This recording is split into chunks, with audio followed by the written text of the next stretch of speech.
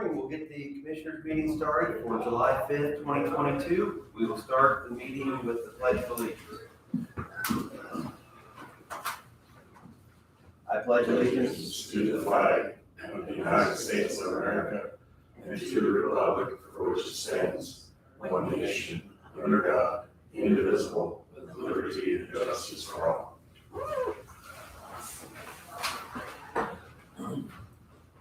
We have a quorum present, all the commissioners in attendance. First thing we'll do is we have the payroll. Anybody have any changes? I'll move that we approve the payroll as presented. Second. All in favor, say aye. Aye. Aye. Motion carries.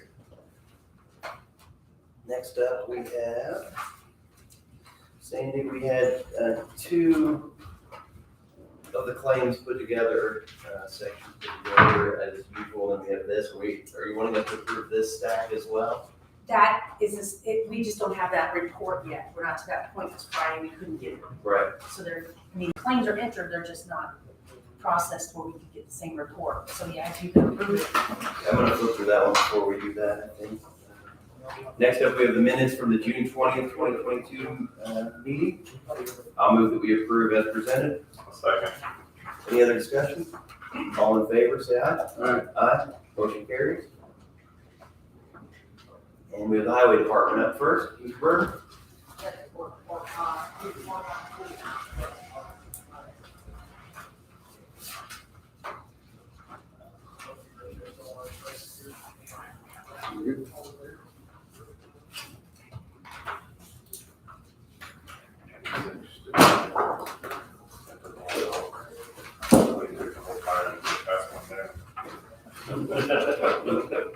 Let somebody else get it. Yeah.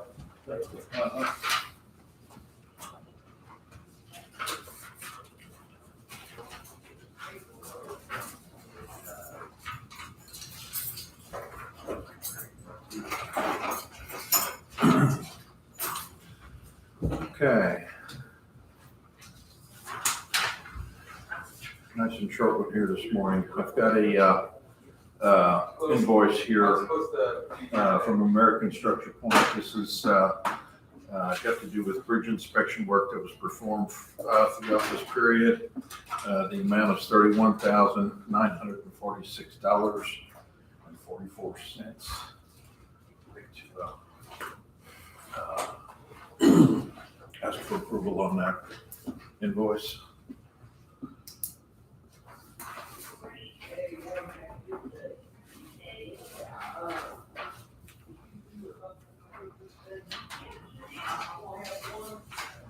So nothing out of the ordinary, it's part of our contract, is that correct?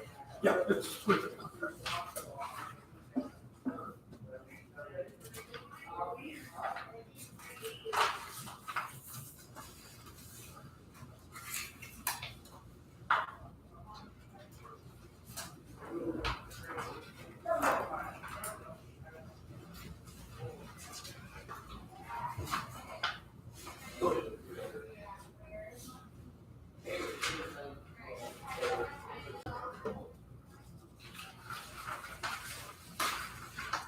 Any issues? No. From anybody? No. I move that we approve the payment for the work performed in this period for $31,946.44. I'll second. All in favor, say aye. Aye. Aye. Motion carries. And next thing up, you have a contractor's bid that needs to be signed. This is for community crossings projects that were awarded to GA. Okay. Signature.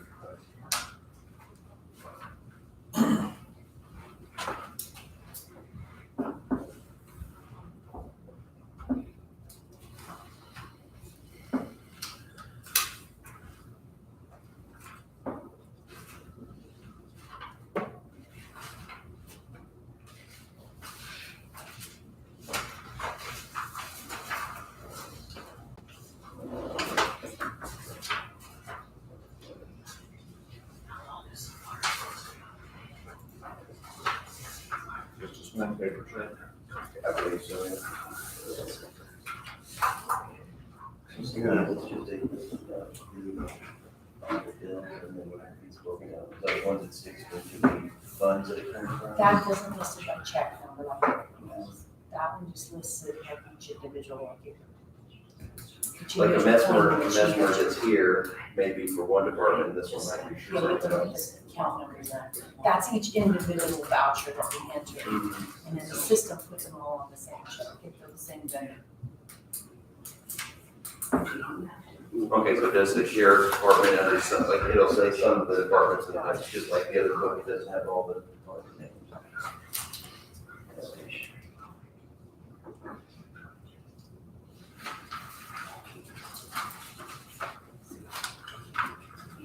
Guys, we could get you at 3 o'clock to get Losses. Losses incorporated. Look that one. What's their account number? That's all 121. Yeah. Voucher. Okay. That's a jail, oh, it's a jail. Oh, you're looking here, right? 999s are just a clearing But you account. did it too, but but- No, I didn't. Account, Me neither. Why are we still paying Mary Lee for life? because she still comes in. That's the court time. Okay, the other thing I got here, all of our chip seal overlays are complete. We are striping the last ones as we speak. Well, we'll be doing that tomorrow, getting center lines running and everything. So that'll be done. As far as those overlays, we've moved into patching. We're going to be doing the 775 West today. We moved that around because there's someone that lives on that road that's going to have a wedding this weekend, so we wanted to be sure to be out of the way. So we got that ready Friday for today's work. So probably at the end of the day today or maybe early tomorrow, we'll be finishing that one up and then moving on around. So we're about a week ahead of schedule. Patching, Steve's, you're talking about chip seal patching? Yes, These are not all chip seal roads, are they? pardon. I say these are not all chip seal roads, are they? No, some of those are roads where we had soft spots Okay. that we dug out and I want to get a chip seal cover over that before they come in with asphalt. St. Anthony So West. then the road west is what I'm looking at. Yeah, I think we've got a few of them coming down that hill that I would rather have a chip seal over the top of it instead of the stone and then blacktop on it. I just didn't want So it's kind of almost a wedge like, Mhm. wedging or patching. Yeah, patching before the overlay. Mhm. Okay. So, yeah, we've probably got about 2 weeks or so left, barring any weather or breakdowns. So things are going well. So in dry weather. That's all I've got. Okay, the other thing that was on the agenda that I had was the Women's Church signage. So I had a call from Corey at the Herald last week, and he said that the signage on 56 directs people down 750. I don't know, I'm just going by what I remember from my conversation with him. So I would assume the state highway signage directs people to the Lemons Church on 750, and so one of the people can get there that way. Okay. I said, is there something, I was questioning if there was something that we could do about that. And I said, well, those are probably state signs, but I could bring it up to the highway department. Maybe they would at least look at it to see if the signs are misguiding people and if we would contact that we could get those corrected. Okay. Yeah, I can drive out there and look at it and see what it looks like. But you say it's sending them on 750 West. That's my understanding from the conversation. I didn't drive out there and check it myself. Okay. So the conversation I had with him was, yeah, mainly about the signage, I think, and the history of why that road is closed, because I guess we just, what was it, 2 meetings ago, maybe we officially closed, or we agreed to close that road because it's been dug through and can't be repaired. Yeah. So, Yeah, I'd say that's probably correct because 750 is the closest intersection to where the church is on Portsmouth West. So, So yeah, so that you go, it's still access to it with West Portersville Road, but not, No, you have not to- coming north from 56th Avenue. Mhm. That'll be on 56, it probably should be on 800. Probably on 800, yeah. Does the county have any signage between the state highway and the church that we would be directing people there? Or is it just that one sign on the main road saying, I think this says historical marker this way, it must be one of those signs. Mm-hmm. It doesn't say Lemon's Church this way, it just says historic site. Yeah, no, I don't believe there is anything on the county road. So I don't know, is 800 directly up there? 800 is probably a half mile west of the church. West of it. The other option would be, what, 550? Yeah. 550, that takes you all the way up there. Mhm. And that's a mile east of it. So it depends which direction you're coming from. Mhm. It is on the National Register. I think it's, it's a nice area. Mhm. So, yeah, if you could just check it out, let us know at the next meeting. Maybe Okay. Sandy will put it on the agenda again when we remember to check it out. Okay. Just let us know what you come up with. That's all I have. We'll get Anybody it. else have anything, Mr. Berg? Well, let's go. All right, thank you. Thank you.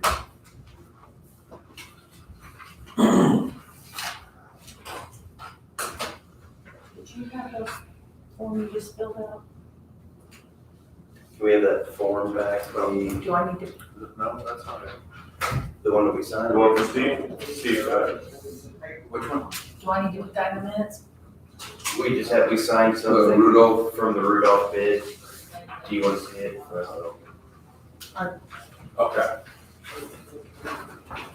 I didn't see it, so it's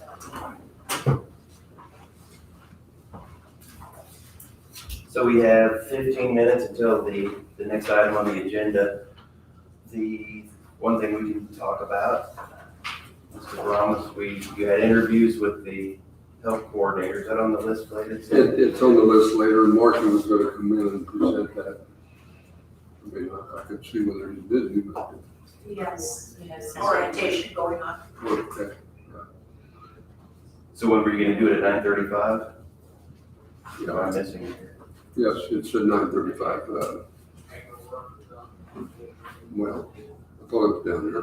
Because I don't see it on It my. was on the one you sent out, Sandy. I thought I had it on there. Yeah, it was on one that you sent out earlier. Okay, maybe we'll just discuss that at 9:35 then.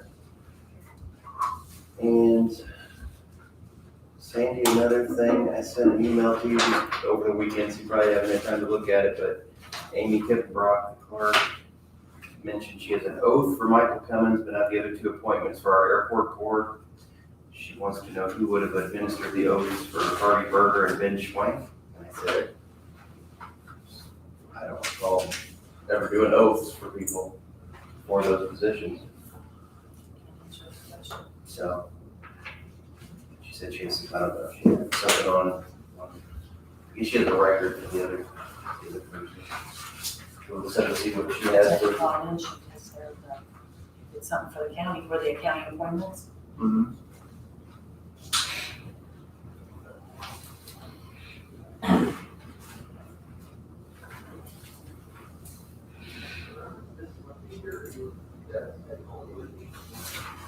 since you brought up county appointments, I believe that one of your appointments to the Adjustment Plan Commission resigned. I think Angel resigned, maybe. You were aware of that or not? It's all in an email correspondence. Find a new appointment. Okay. Did he move from the area or just didn't want to be a part of it? Just didn't want to do it anymore. Anybody have any suggestions for the appointment? No, They just have to live in the city limits, or that they? No, it was in what Ireland area, right? zoning, the 2-mile zone district. Jurisdiction. Jurisdiction. Oh, that's right. So it didn't matter. Cambridge, Don't know, right? no, not this, Not I'm not even sure of Cambridge Township. 2 mile 2 mile jurisdiction of the city jurisdiction. limits. Yeah. I don't know, yeah. Yeah, I didn't think about that a little bit. Steve, you get that back. Can't tell you anybody offhand this morning. I guess my idea is that's my way, but I don't know if there are people willing to do it, so I'll wait and talk to them first. Mr. Schneider, what's the commitment time-wise for the Jasper planning project? You have a meeting once a month, typically an hour.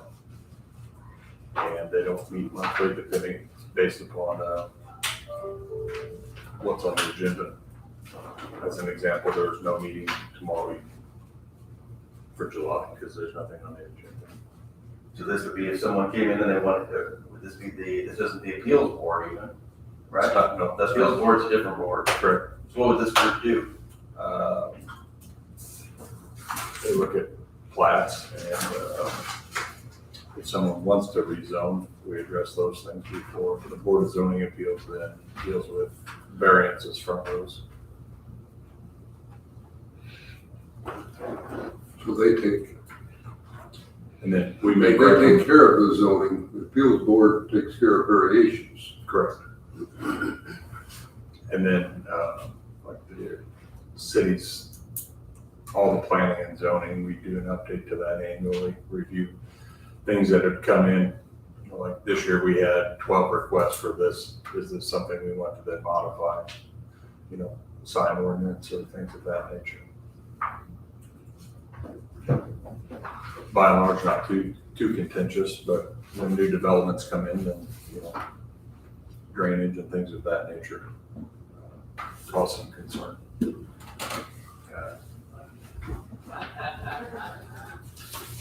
Well, Mr. Schneider, do you have any miscellaneous items we can get out of the way? I do not, I put both my items on the agenda as well, so. Anything from the auditor? You have your budgets you can work on.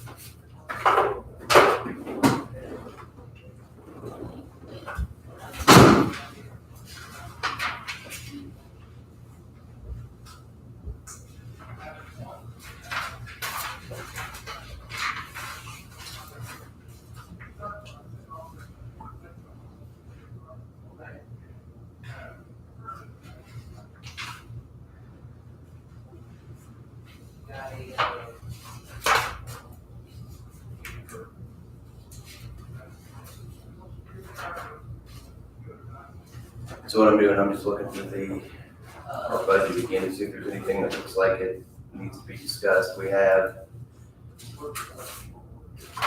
travel and conference, we haven't used much out of that line item. Your conference is at the end of the year, so. I tried to get,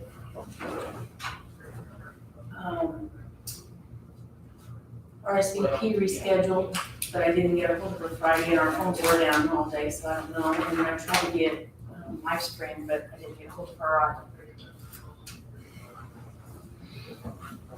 LifeSpring, that's a state set, you can't change that amount.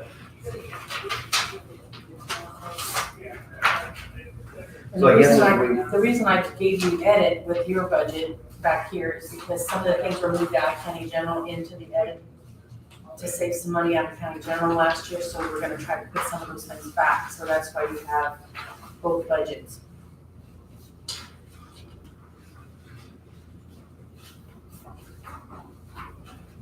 So you can see, like, for example, health insurance on the front page is 0, but then it was moved to the back. Mhm.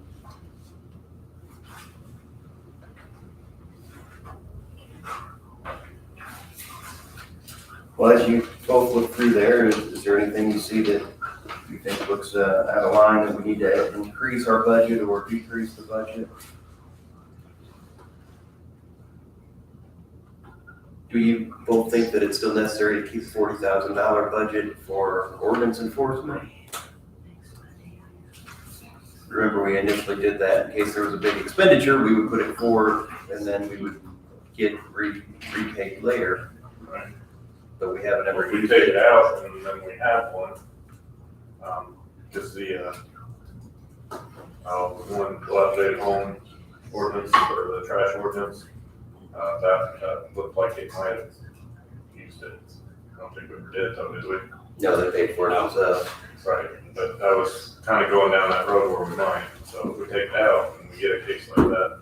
I think that one would have only been $12,000 or something, I don't know. Because all they were doing there in that case was destroying it, and wheeling it off. But I think it's unlikely we'd ever use that much money. So should we budget it or should we reduce it? The question is, do you budget in case you need it, or do you leave it out and then ask for an additional later if we do? Or should we? I think I'd rather just have it in the budget, that way if we have something. And that's always a possibility to ask for additional labor. If it's really an exception, I know we don't like to do that, but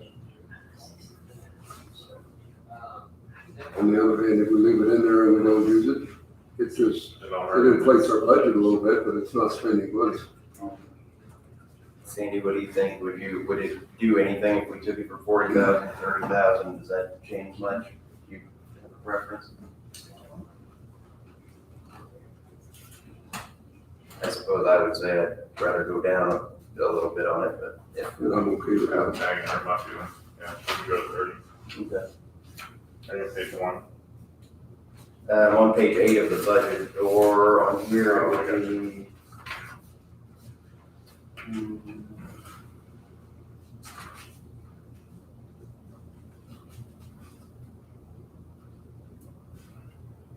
On page 21. Yeah, 2142, right in the middle. Ordinance violation, it's number 14. No, not in the middle, it's the fourth one, right?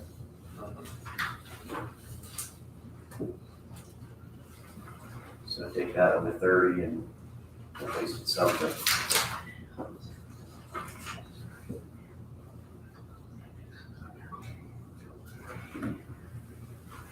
Maximus will go off, right, and be switched with. It's gonna be changed to, Malcolm. What is the name of it? Malcolm. And do we need to change the amount in there? It should be 5,000. I don't even know if we're gonna use this fund, I think they're gonna show me how to use it with the child support fund. Okay, that'd be good. Lifespring, like I said, that's gonna have to be whatever the statute says, so I don't have that number yet. So it's the 409 from last year, last year's number? That was this current year.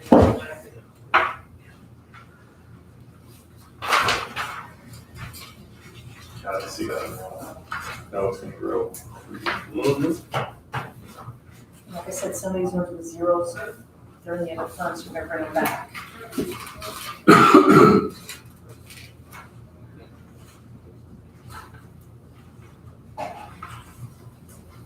Have we dispersed, we haven't dispersed the park money yet? Or is our money going in last? Is that what it is? Last. Some of these were ARPA money that we're gonna spend here, and then we're gonna change it over to ARPA, so it'll come back into this one. But yeah, the park's gonna use our money last. They're using their money, then the grant money, then our money.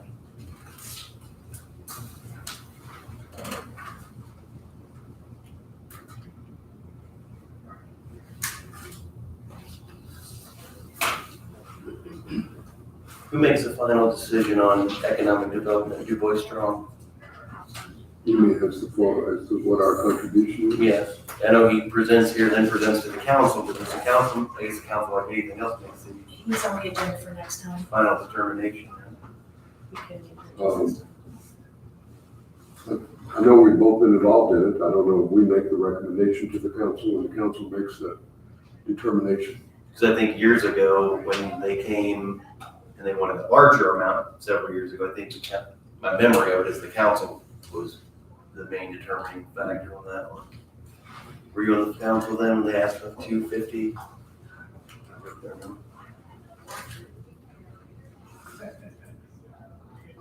So I guess I would be comfortable leaving it where it's at. But to say, I don't have any indication that they're going to change their request.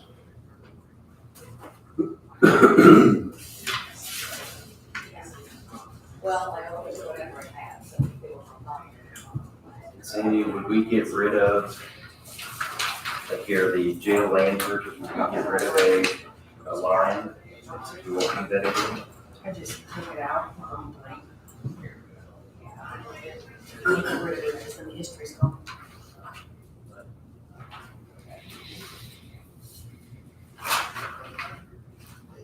So what, then it stays in there indefinitely? Well, the history's always there, you just make it blank, or you can reuse it for something else, but the history's always behind the number. I don't have any other comments on the budget myself. Do we need to put something in here for the health coordinator, supplies, or healthy supplies, that sort of thing? We need something in the budget for that. We need something, but do we consider that as part of the budget? I would say by the time they're in, everything that we would have needed to spend on them will be spent on. Like if they need a computer, a printer, any of that, we're gonna need that before this budget's in. Before the budget goes into place, yeah. So we'd have to take it out of, Well, I guess the question is, if the health coordinator needs supplies or anything, is it from your budget? Well, excuse me. My understanding that everything should be from ARPA, from the revenue replacement category of ARPA. Everything connected with that position.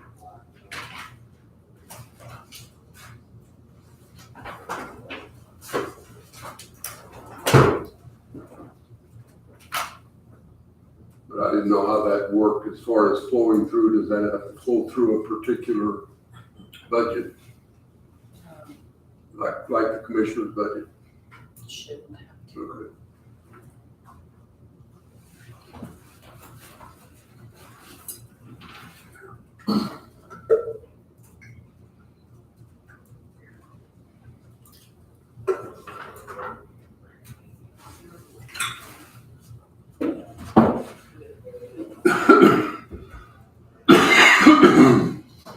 all right, let's move on. We can get more into that a little bit later if we need to. Mr. Wilson's here from 911 communication, so he wants to talk about restructuring department hours. Good morning. Good morning.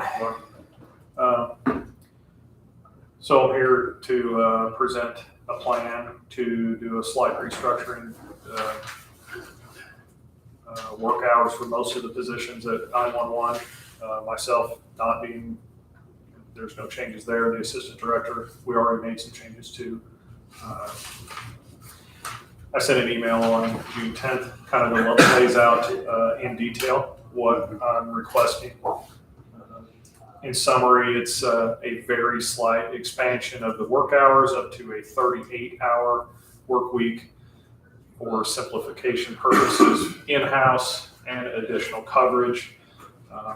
In my budget request for 2023 to the council is the monies to pay those extra hours at the same rate that they are paid currently. The more, what this will do is one day every 3 weeks we'll have more people in the building. And then also with the creation of the shift supervisor, that Aaron Miller was selected through a process that we had in-house. I would like to expand his hours up to 40 hours a week. He is far more flexible than a regular telecommunicator would be, and it's going to put him where I need him in the center more hours a week. Hopefully this will give us a little better shift coverage. He is extremely flexible, so he'll flex his schedule around. 100% of his hours will be flex time.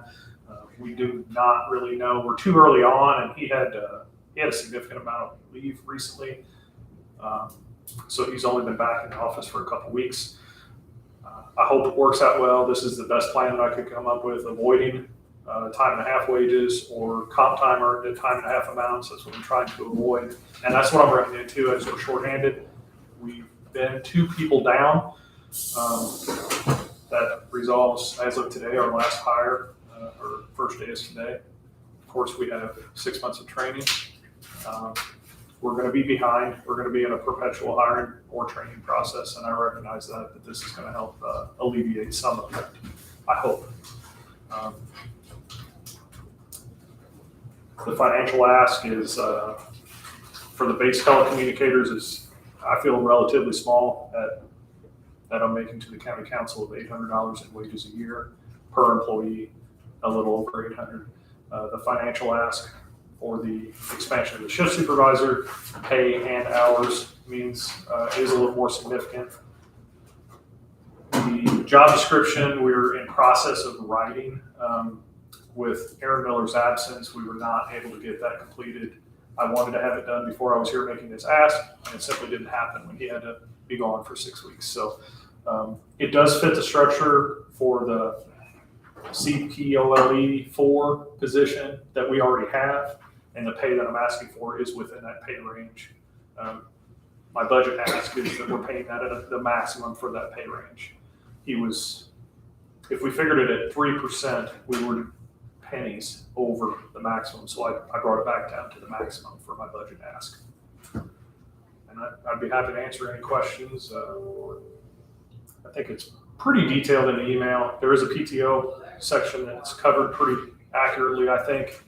Marky has been on board. Obviously, the auditor's office will gladly do away with 1/3 of hours that do not work with anything that we do.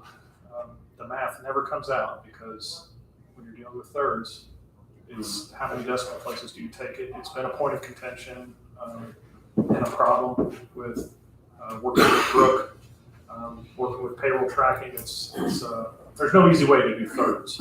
So I will gladly make it an even number. Now, the 38-hour-a-week average would be based on a 76-hour pay period. 1 week is 40 hours, 1 week is 36 hours.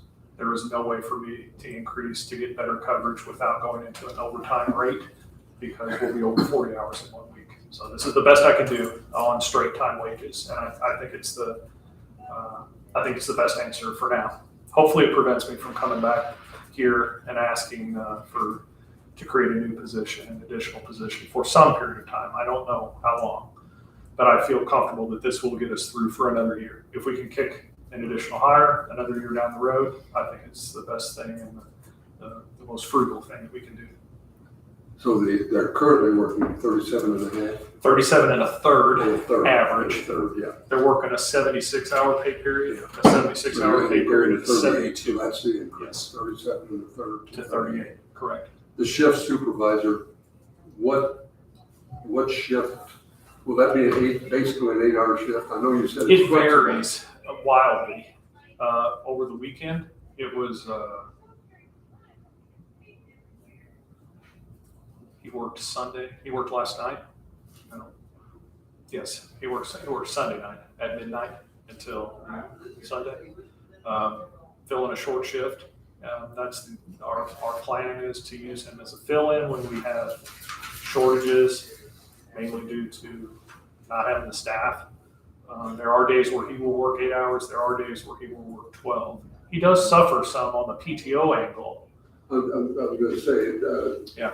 in your initial proposal that you had a month or 6 weeks ago when you first floated this, were you talking 8-hour shifts at that time? We didn't know, and we still don't know. Because I was thinking he would go to an 8-hour shift Yeah. on the PTO time. I would like, it's to his best benefit for him if he's going to get PTO at only 8 hours. Obviously, he's going to have a mix, and I don't have a number. So I don't think we can't pin it down to an exact. I have talked to Aaron about it, that is negative for what we're doing here. The gain is that he has a flexible schedule. So it's a huge gain for him, his family. There are some other benefits, but I don't have a way to know. We would never have a way to forecast exactly how many hours and what shifts of what hours moving forward. There's too many unknowns. I don't know how we do that though with the PTO schedule. I mean, he has to fit somewhere. Yeah, I agree. He definitely would not fit into the regular telecommunicator, a mix of 8 and 12s. I mean, in that case, we're simply going to use, for the regular telecommunicator, we're simply going to change that column from 37 and a third to 38. Correct, and those tell Allow yes, right. Allow the PTO to figure out based on that. That's my Correct. understanding of it. But we don't want to create a new column. No, we're gonna edit the standalone column that we already have of 37 and a third. It will go away. Our dispatchers are the only ones in that category. So it would basically just be changed to the Change to 10.6. No, 10.86, 10.84. I don't remember, 10.86 average instead of 10.67. I wish we could pin Aaron down. It's definitely to his benefit as an employee. He would be receiving more PTO, but I don't know how to do it. There's no way. So, I don't know how to do it fairly, I should say. so I guess I'm trying to pin you down as to which column will we go in for PTO? He would more accurately fit the 10.86 than he would an 8. He definitely will work some 12-hour shifts every pay period. I just don't know how many. I would like to see it be fewer.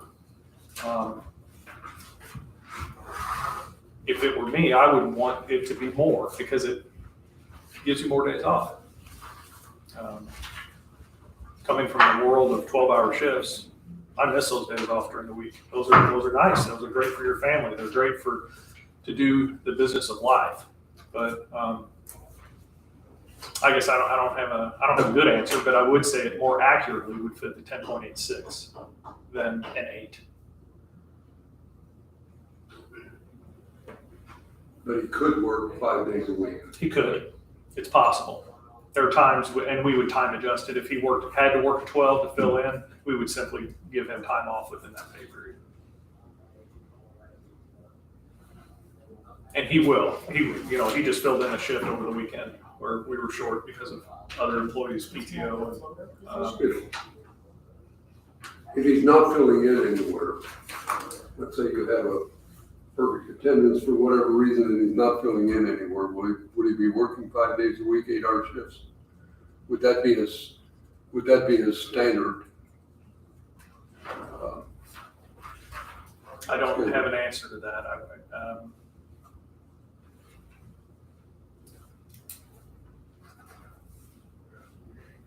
No, I don't think so. I don't think he would. I think it'd be more likely that he would work a mix, even if I had total flexibility. He would still work an assortment. I guess,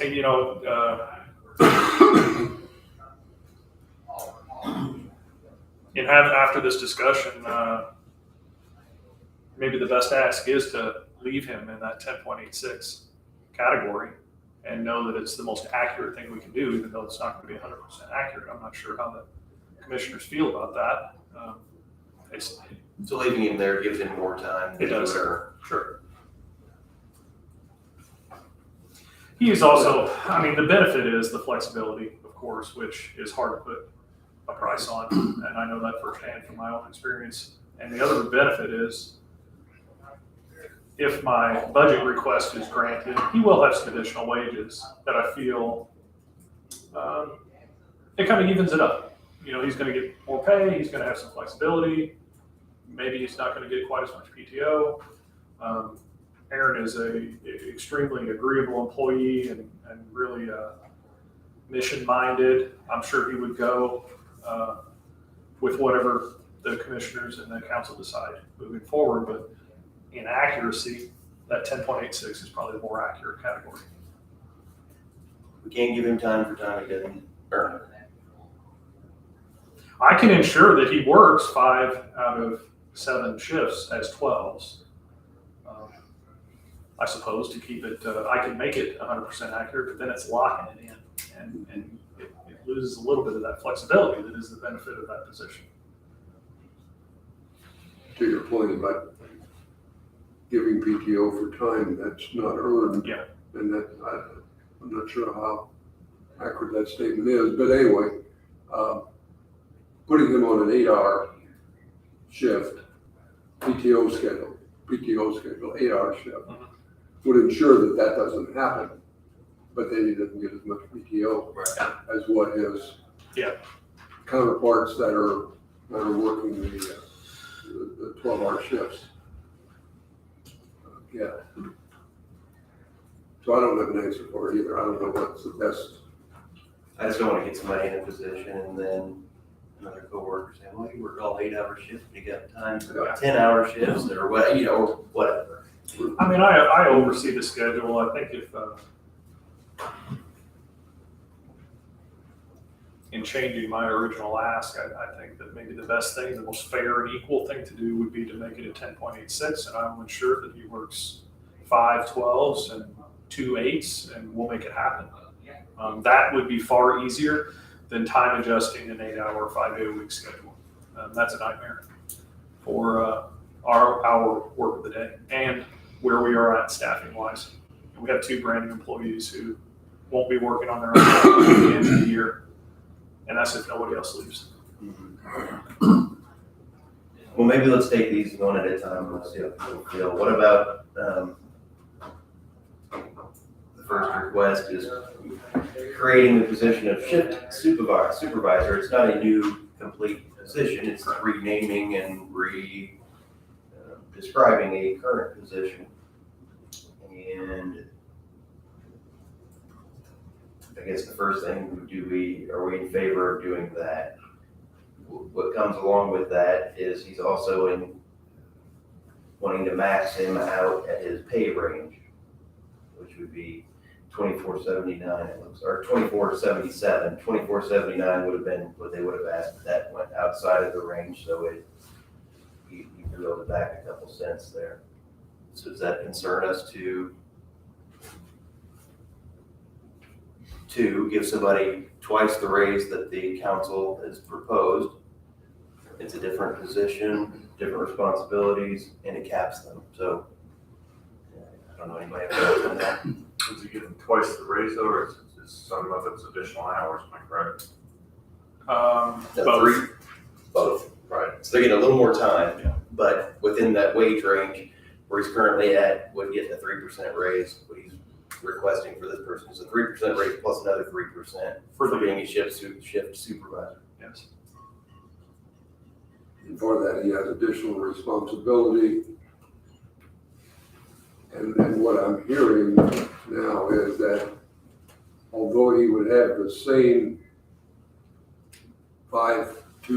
whatever you said, 5 12s and 2 2 It's the same as what the others are. It's going to be more flexible and never a consistent schedule and Correct. There will that be, sort of thing. So there's some downside to that. there is, absolutely. He came in and worked at midnight the other night and worked until noon. Outside of corrections in the sheriff's office, I just don't think you're gonna find a supervisor of any of the county offices that have to come to work at midnight, and leave their family at home on a holiday weekend. That flexibility that he's offering up is very critical, on top of additional administrative tasks. Our new policy and procedure manual, I've already delegated to him. That's going to be his project to manage from here forward. I can plan on continuing to delegate additional responsibilities administratively to get some things off my plate and off of our assistant director's plate. We don't have a reasonable workload right now. We cannot keep on the pathway that we're going. We're gonna have to get some administrative tasks off of herself to run the department the way that I wanna run the department efficiently. And he will help with that. Aaron's a really good guy and a really good partner in the vision for leading 911 and where we want to be. We need to groom him as a future leader for our center and have me be replaceable. And I'm eyeing him for that position. This is just one of the steps along the way. I'm thinking that our responsibility would be to determine whether or not we want to change the job description to reflect the requests,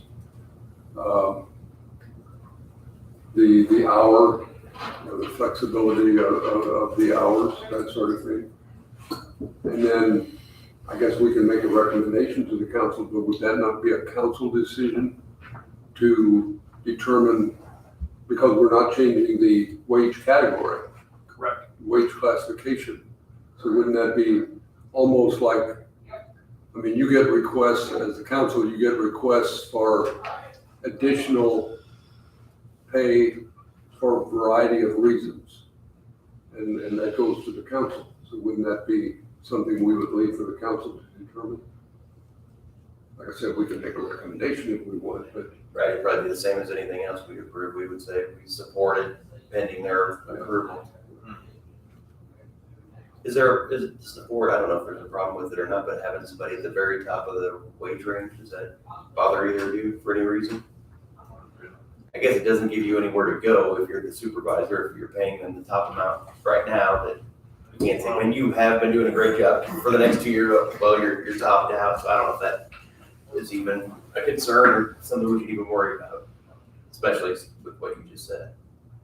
Maybe don't concern ourselves with that. I mean, the range is the range and, you know, There's a top. there's a top.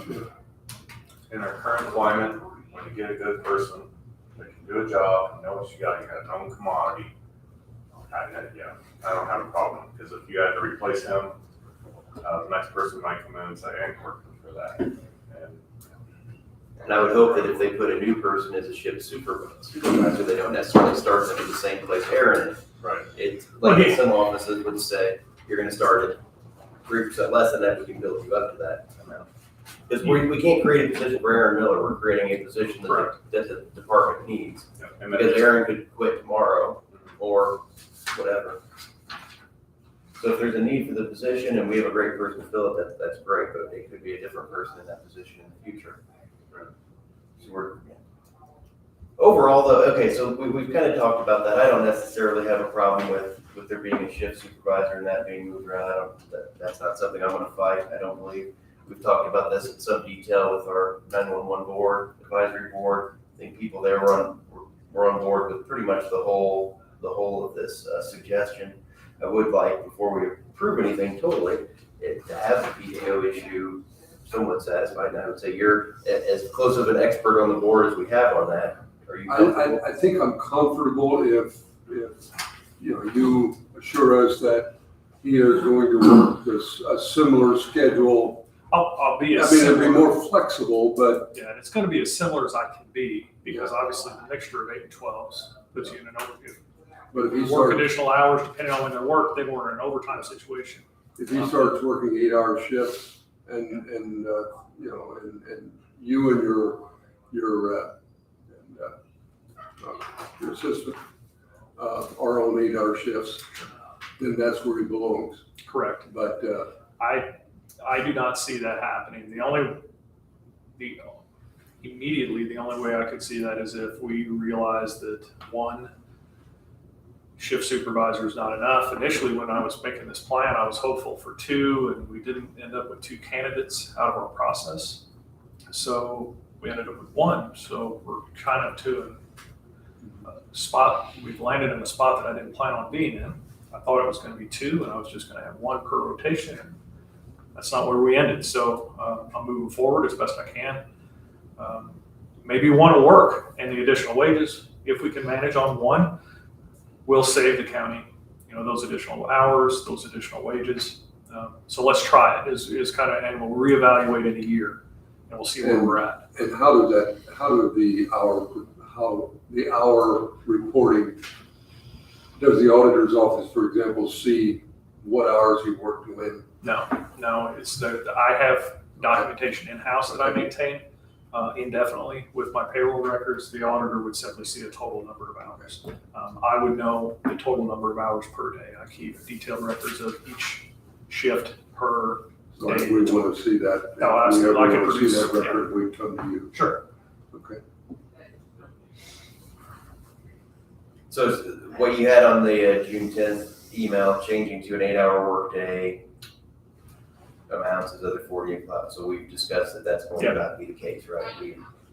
That would be my preference after the discussion. Yes, absolutely. So that, So you're not wanting to change it to a 40? no, he'll be a 40-hour week. 5/12 would be, no, that wouldn't work, would It it? doesn't. It's still 76 hours. It is. So it'll probably end up being 6/12s. But we'll make it happen on not 40, less than 40 hours a week. So he's gonna be a 12-hour, not an 8-hour? He's gonna be the 10 point, whatever it is. 10.86, Same as the other. the category that doesn't exist yet. They're gonna replace the current category of 10 and up. 10. It's 10. Same as the other It's telecommunicators. terrible. That's gonna be adjusted for the 38 hours instead of the. So we're gonna do that. Do what? That'll be another part of this approval. Yeah, I would ask that all of this take, if granted, everything start January 1. We'll make do until then. You know, I didn't want to hold our So process. he is currently a shift supervisor, but he's not changed over to any, I mean, Correct. so you guys didn't create a shift supervisor. In-house only. It's not in his job description. It's Correct. not a It's a official. new job description, it's not a new Yeah. position. Correct. They're calling him a shift supervisor out there. The county as a whole doesn't have a shift supervisor position created Okay. that he's officially a part of. So what we'll need to do is get a complete job description done. It'll have shift supervisor in it. We have to determine where he wants to be on the PTO. So we're gonna get him working 80 hours so that he'll be at 10.86 like the other people that approved. And I guess if you wanna, we can say we're not gonna worry about the pay difference. Yeah, and I'll work with Marky on the job description portion of it. Like I said, I expected to have it done because of his absence. I didn't want to try to write it without him working side by side with me. So first thing, let's just say that, are we going to agree that we can change the job description to include language that this person is a shift supervisor under a certain, if we don't put it in the job description, their scheduling, we would just change the wording of the job description, is that correct? Is that what you're wishing? Yes. Are we okay with that whole portion of it? Yes. Mr. Brown? Yeah, I think so, with changing the job description wording, is what you're saying. Yes. To reflect the fact that he has the new responsibilities. Yes. So that would be one. Then the second thing is to increase the hours that person works. Let me pause on that for a minute. If we're going to keep him working the 12-hour shifts and 8-hour shifts like your other telecommunicators are, does he need to go to 40? I'm going to try to get him to 40 to literally get him at work more often, just to get more work out of him. In all transparency, if he receives additional pay for those additional hours, it also puts more money in his pocket. Mm-hmm. So it's a two-way street on the benefits there. In my mind, I'm trying to think, if we're going to keep him in this category on the PTO, we need to keep him as much like the other telecommunicators as possible. If they're working 30, would he be better off? I will say in the last pay period, he worked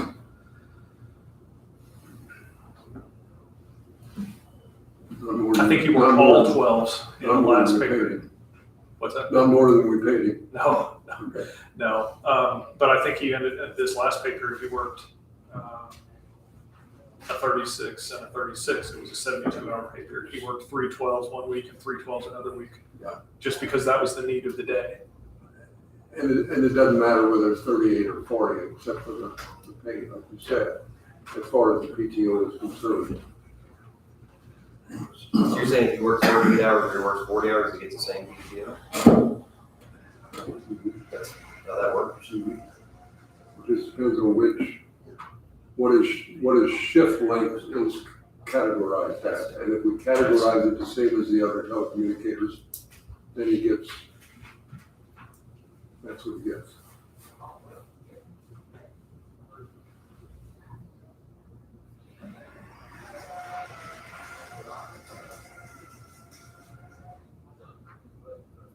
And what we're hearing is that. He's always working 12s, you don't want to categorize him as an 8. But he won't always work No. 12s. Today he's The other telecommunicators are working 5 12s and 2 8s, yes. 5 12s and 2 8s. And they're consistent with that. Yes, The problem with this individual is, or this position is, you're gonna ensure that he works 5/12s, yes, but it may not be, it may be 5 this week.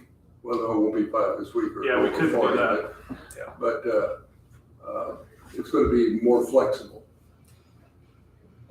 But he's not gonna work all 12s. right. And I need it to be flexible. That's part of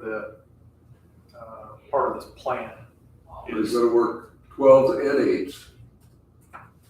And we're trusting that the supervisor, that the director will make it enough 12s to make it legitimately put him in that category. 6 12s and an 8 would do it, but that's not always how it's gonna be.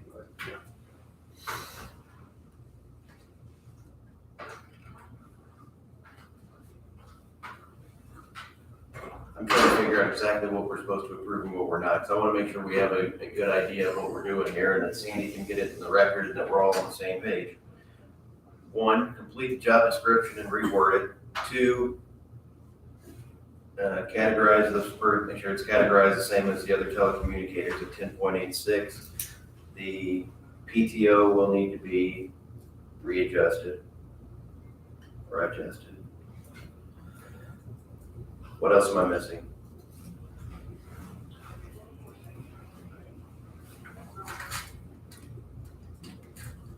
Anybody? I think that's it.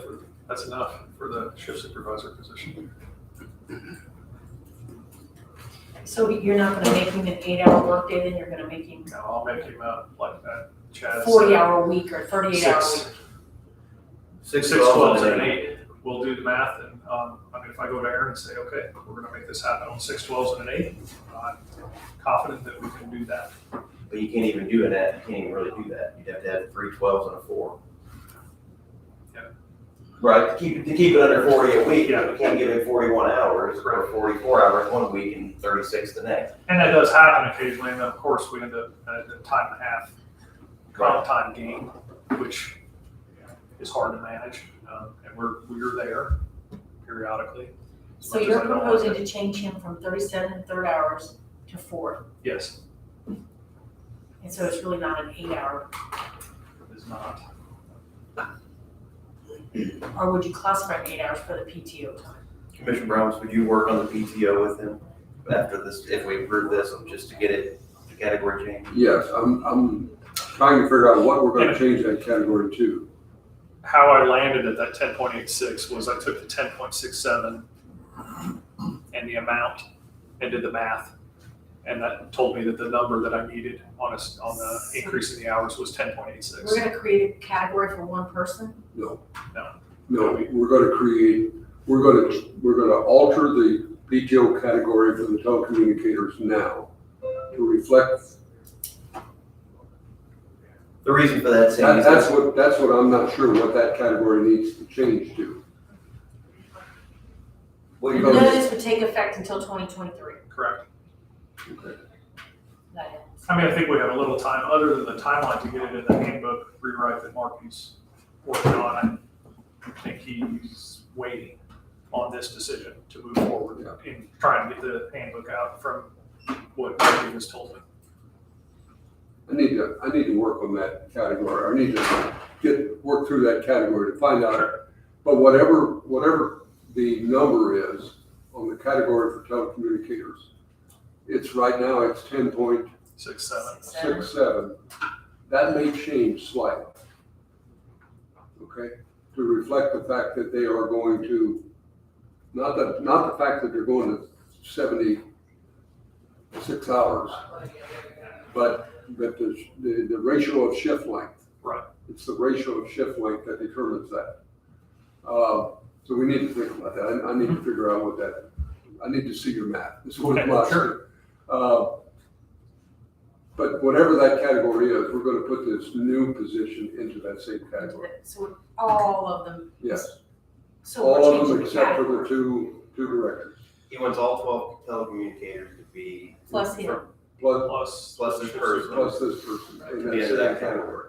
but the other communicators will go from 37 and a third to 38. This person will go from 37 and a third to 40. Yes. But it's not the 38 and 40 that determine the PTO. Right. It's the ratio of 12 to 8. So is Aaron not gonna come back and say, hey, I work 6 12-hour shifts most times, so I want my PTO to be based on 12 hours, and we're stuck with a new category? I think as director, I can manage that and say, This is what you get? this is what you get, and let's figure out a schedule to make it happen. Remember, I would resist creating a new category. Oh, absolutely. You know, We're already, I'm not happy about where we're at already, with having a standalone category for our center. right. It's kind of it's the hand. Well, I'm not happy with the. Yeah. With- It's a hand we were, that I was The down only, to. the only change you could do to that would be make them all 8s, make them all 12s, or what, you can't. I have zero department support for that, in pulling my staff. Nobody wants to go to 8 hours. Nobody wants to go back to. Not a They single were at 8 person. hours at one time. This, it would be I very. thought we had 1 out of 14, didn't we? We had one that wanted different work hours, but not 8 hour Okay. shifts. So we need to make a determination or move this to another meeting. So I guess what I would be in favor of, if this gets board support, is that we'll start on the shift supervisor part, and we complete the job description and reword the current telecommunicator's position. We adjust the PTO hours for this position to meet the approximately 10.86, whatever that PTO ends up being. And that this person is categorized along with the other people. So we will be increasing their hours. I'm talking just on the shift supervisor, to a 40-hour shift, and we would reword the position. Regarding the proposed 3% raise over and above this, that would be a council determination. Does that sound like we're in order on the That's shift what we- supervisor? I think that's where we've landed, yeah. Okay, so I'm gonna put that in the form of a motion. I move that we grant the request to change the wording in the job description to shift supervisor, that the PTO be adjusted as appropriate, and that he's categorized as the same as the other telecommunicators. Second. Any other discussion? All in favor, say aye. Aye. Aye. Motion carries. Next, we can discuss the idea of the expansion of work hours for the remaining NPTO, for the remaining telecommunicators from 37 and a third hours to 38 hours. So then they would be within the new PTO schedule as well. The majority of that is covered under the initial discussion. Right now, we have Mondays and Tuesdays are 8-hour days, or we call them short days. And right now, every 3 weeks, we have a short Thursday as well. That was originally crafted to keep the number of work hours worked in a 6-hour period when they were on 8s to be exactly the same. I think it was, in hindsight, that was not, in my opinion, that was not the best path forward. The director at the time was very adamant about that structure, and I just disagree. And I think we should be where my request is here, that they average 38 hours a week, 76-hour pay periods. It won't be an overtime, regularly scheduled overtime situation. It's a small budgetary ask in the grand scheme of things. Total amount for the department in the budget ask was $9,000, I don't know, a little under $9,000, I think, for the entire department for all the changes. It's one less day I have to worry about being shorthanded in our center. It's one less day where we have to flex people around to fill shifts. We have minimum staffing of 2, and when you have 2, it is problematic. The more often you have 2 people. If we have somebody, this has happened twice in the last 2 months, somebody gets sick in the middle of the night and has to go home. First step one is somebody's got to get out of bed and get ready to come to work and be ready to stay for 8 hours or 12 hours or whatever it be. It's not an ideal situation. We've handled it okay between myself and Kim. Nobody wants to get up and go to work at 3 in the morning for 12 hours, but Aaron has been a very dedicated person for filling in on those emergency situations. It's just good to have more staff, more, if I can have 3 in there, we have a cushion to kill 10. The PTO would follow, obviously, the discussion that we already had. Did you say 10.85? 10.86. 10.857. Correct. The auditor tells me to round up in the employee's benefit. Yes. When That's I- what our handbook says. 10.86 so, would be the new PTO category, Instead of 10.67. right? So somebody gotta work on that. Do what? We're gonna have to have a new policy. Markey, yeah. It changes. I have done all the math all the way up through the PTO structure. I would gladly work with Marky on it. I'll be working with him that way. Okay, so do we want to approve the expansion of hours for the 12 telecommunicators? They would be within the same position code, taking them from 37 to 38 hours per week. I like the idea that I've always been in favor of increasing current employees' time instead of getting a new employee. And if this helps push a new employee down the road, I appreciate that portion of it. Any comments, Commissioner Hofstadter? No, I agree with you. No. Okay. No comment. I don't need no- So what does it change their shift? I mean, is it just giving them more hours or what do we, There's a pay period that we, every third pay period is a 72-hour pay period. That will no longer happen. They'll all be the same. It's kind of an it'll all be unusual- 76 no matter It'll all what? be 76. You were on a 6-week cycle or Correct. something, weren't you? And an Now you're 8-hour on a schedule. Now you're on a 2-week cycle. Right. An 8-hour schedule is, in public safety, is a 6-week rotation. Okay. That's the downside to it, because you only get 1 weekend off every 6 weeks, and that's why nobody wants it. That's exactly why. Okay. So I'm satisfied to move forward with those additional hours pending if the council has funding for it.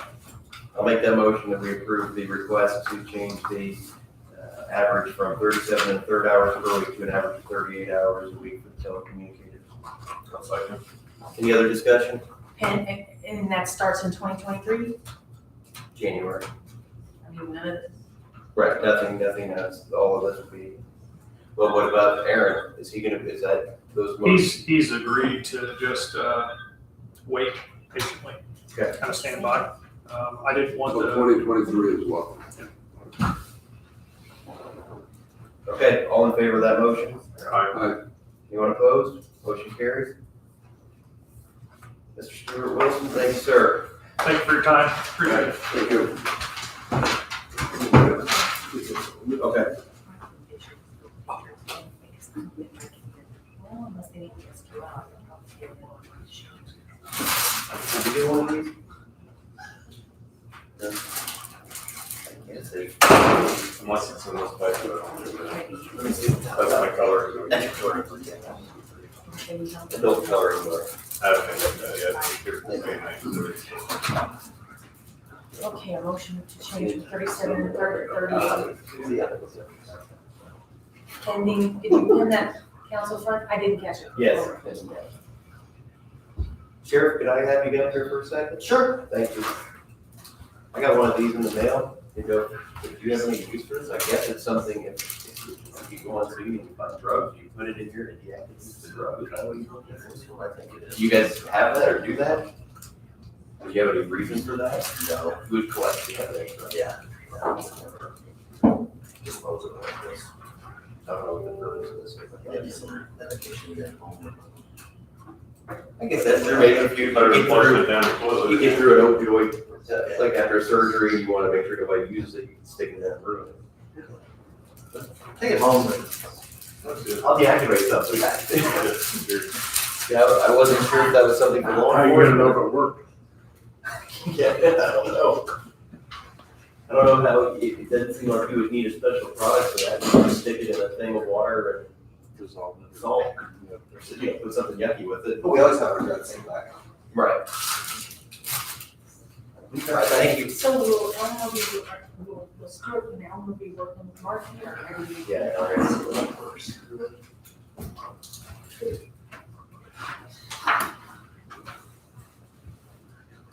I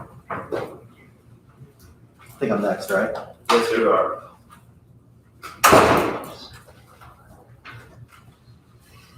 You got 5 minutes. I'll be brief, yeah. Two looks like that. I won't talk as long as Stuart.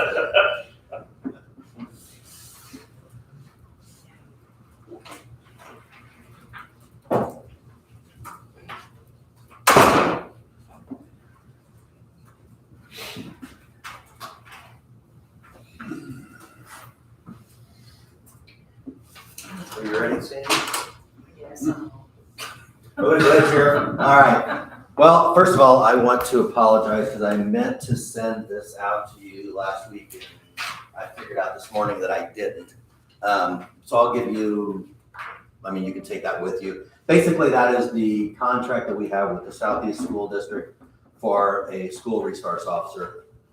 And what I intend to ask for, whether you're ready for it today or we can push this off to the next meeting, is they have informed me that they would like to put in another grant proposal to get a second school resource officer in the Southeast School District. As you can tell by the contract, we take care of the high school and the grade school in Vernon, Cedar Crest, and Pine Ridge. So when our school resource officers at one school, obviously the other schools are not covered. And even with two, there's still going to be a school or two that's not covered. But they're wanting to move forward with a grant proposal to be identical to this one. So my ask, along with the school, would be to get the county to approve another position if the grant gets accepted by the state. That's what my ask would be. So it would be the same identical contract where they would pay, I believe it's $70,000 to the county. That's 35 each semester, isn't it, Sandy? So 70,000 a year. That would start in January. My ask now would be to get it approved so that if they did get the grant approval, which they won't know until August, that we could go ahead and start on our hiring process to hopefully get someone ready to go by January. Because it's not a simple process to hire someone. So the current resource officer is being paid by a grant, By a grant, yes. 70,000. It's identical to Du Bois, yeah, 70,000. And is that covering everything? How does that, We just get 35,000 in the beginning of the year and 35,000 in the middle of the year for each officer. is that, I think So the answer- realistically, I think what you're getting at, does it cover everything it does? is that, It does. I think it should. I think when Sheriff Lampert set this up originally at Du Bois,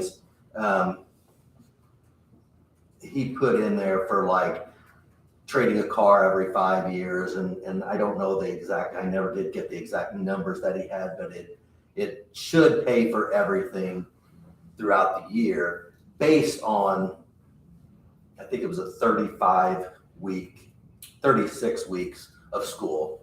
Well, as it's grown, like this summer, they still do a lot of stuff at the school. I mean, they do come into work every day and they help us if they need it, but they do go to the schools. There's still summer schools and stuff like that. So they are active in the school. so there are expenses that the sheriff's department will have related to this that Yes, it's hard to pin down that it was for that and not the rest of it. right. So there's some gray areas there, but there's also some work that comes back from these people to your department. Yeah, I mean, they handle a lot of calls that our deputies would have to handle, but they just handle them in-house, and they do a little more. They probably get involved in more stuff than the police would get involved with inside the school because they're there as a mentor also. So they do a lot of mentoring, and I know both of the school resource officers now teach a class on law enforcement. So it's evolved in the last 3 years, and But if I'm hearing you say that there's also some hours that come back. Yes, it- yeah. It maybe started out with whatever it was, 8 or 10 weeks in the summer that they were Yes. working in the department, that has changed over time and they're spending more time at the school. They're spending more time at the school. There's also obviously Christmas break and fall break and Right. stuff. And kind of what they have done is they've taken a lot of their vacation time, their PTO time on days of school. I think it's important that they're at the school more than it is to come in and work 8 hours with us. So we kind of say, hey, if you can take your PTO time in the summer or fall break, and so they've been doing that as much as they can too. But then this allows us to make sure that we're in charge of all their training. We keep their hours and they report to us and not necessarily the school. So it has evolved. Can you tell me again, the SRO that they have, is he a sheriff's department person? Yes. Okay, so we have one at Du Bois, at Northeast or the northeast, east? southeast. Southeast. The others are city appointment, or city department. So, I mean, rough numbers, the 70,000 would cover salary and healthcare, and that would be about it. So uniform, vehicle, equipment, those kind of things, probably then Training expenses. training, those Yeah. would be the expenses we would take. But we're getting benefits, Do they ever see that the grant can go higher? It's always been 70,000. The grant is, as what I've been told by the school, was it's $35,000 grant per semester. And it's still that way. I do look for it to increase. I think with what happened a couple weeks ago in Texas, I think you're seeing at the federal level that they're talking about making even more grants. I don't know this for a fact, but what I was told by the superintendent of Du Bois was they're ineligible to get another grant at Du Bois because they don't have enough students in their district. But he believes that it's gonna change also. So, that's why I think that I shouldn't say that. I don't know if they're going to apply for another grant, if it becomes available or not, I don't know. I just look at it as far as if you have a school resource officer that's at Vernon High School and we have an incident that takes place at Cedar Crest, it's a long time to get there. Or even Pine Ridge, even more. In my eyes, if you got a grant, I mean, this $70,000 grant, we could have one for each school, be the single best way to prevent these kind of tragic things from happening. I guess if we agree with that premise, we just have to determine then is the sheriff's department the right venue to supply that security? Or is it the Vernon Police Department, or is it City of Huntingburg, City of Jasper, like they did it? Or they do Northeast Du Bois and Ferdinand, and where the school's located outside the city's jurisdiction, that's where the sheriff would be. Yeah, I don't It's a think, little different though, because even in, well, I don't know this. Yeah, even in Southwest, there are schools outside of the city jurisdiction. yes, he takes care of Holland. Yeah. But I think you would want them all at the same agency. I don't think you want to mix and match agencies as far as, Because of who they report to. right. So they do send a Huntingburg does send someone at Holland, for example. Yes. I guess the other thing we could look at too, just from a financial standpoint, is it the county's responsibility to pick up the money over and above the 70,000? Why would it be the school district? I think we probably are all gonna be in favor of having as much security in our schools as possible, just what's the right venue? My guess is because it's through the sheriff's department. And the 70,000, I mean, if you want to look at it that way, it's kind of coming from the school, be it through a grant, but it goes through the school. If it all goes back on the school, and all the training and all of that goes back on them as well, and they're probably not as equipped to do that as what our sheriff's department is. A lot of different ways to look at it, but I think everybody supports safe schools. And I'm in favor of this. I like whenever, we get a grant to help pay for something. I guess my one thing that I'd bring up would be as far as the vehicle's a big expense. So if you wanted a new Right. vehicle for this person, I guess I would rather take our pool vehicles from 4 to 3 and let this person have one. That's the direction I would go. I don't want the county to be on the hook for another vehicle. Would that work? I mean, I think eventually you're going to replace that vehicle anyhow. Because I don't see us ever going less vehicles per year. Mhm. So the more vehicles that you have, you're gonna get them one way or another. That makes sense? I'm not sure I follow that. Okay, so you're gonna buy that vehicle next year if you don't buy it this year anyhow, because you're gonna replace 4 vehicles next year. And my whole goal was to have 4 ready to go so that they would go straight on the road and then replace the pool vehicles with 4. But if you're only gonna have 3, you're gonna buy that extra car next year to replace this year. The vehicles, if you only have- eventually will get if you only wear and have tear, 3 need to be cars, replaced. 3 pool cars, and you need 4, you're gonna buy 4. Well, as I understood what Chad said, I don't know how many total cars you have in the department, including your pool cars. Total right now? 26 probably, I'm gonna guess. Okay, so what you're saying is Keep it at 26. keep it at 26, regardless of how you shuffle those around. Gotcha, What I'm saying is if you add a new employee, that doesn't mean we go to 27 cars. We have, I gotcha. think your plan was 4 Yeah. pool cars, now we'll have 3 that are pool, 1 will be assigned to this person. Yes. Is it a safe assumption that the SRO uses the vehicle a little less? I know they travel from school to school, but they're not on patrol. Right, they're not on patrol, so probably. Not many miles on it, but And I know that when I did my calculation on new vehicles that you've seen, those were longer than a normal patrol vehicle. I know it didn't specify that, but I know normal patrol vehicles are like 5 years, school resource officers are like 7 or 8 years because of that. Mr. Leesner, do you have any comments or anything you wanted to make on this before we?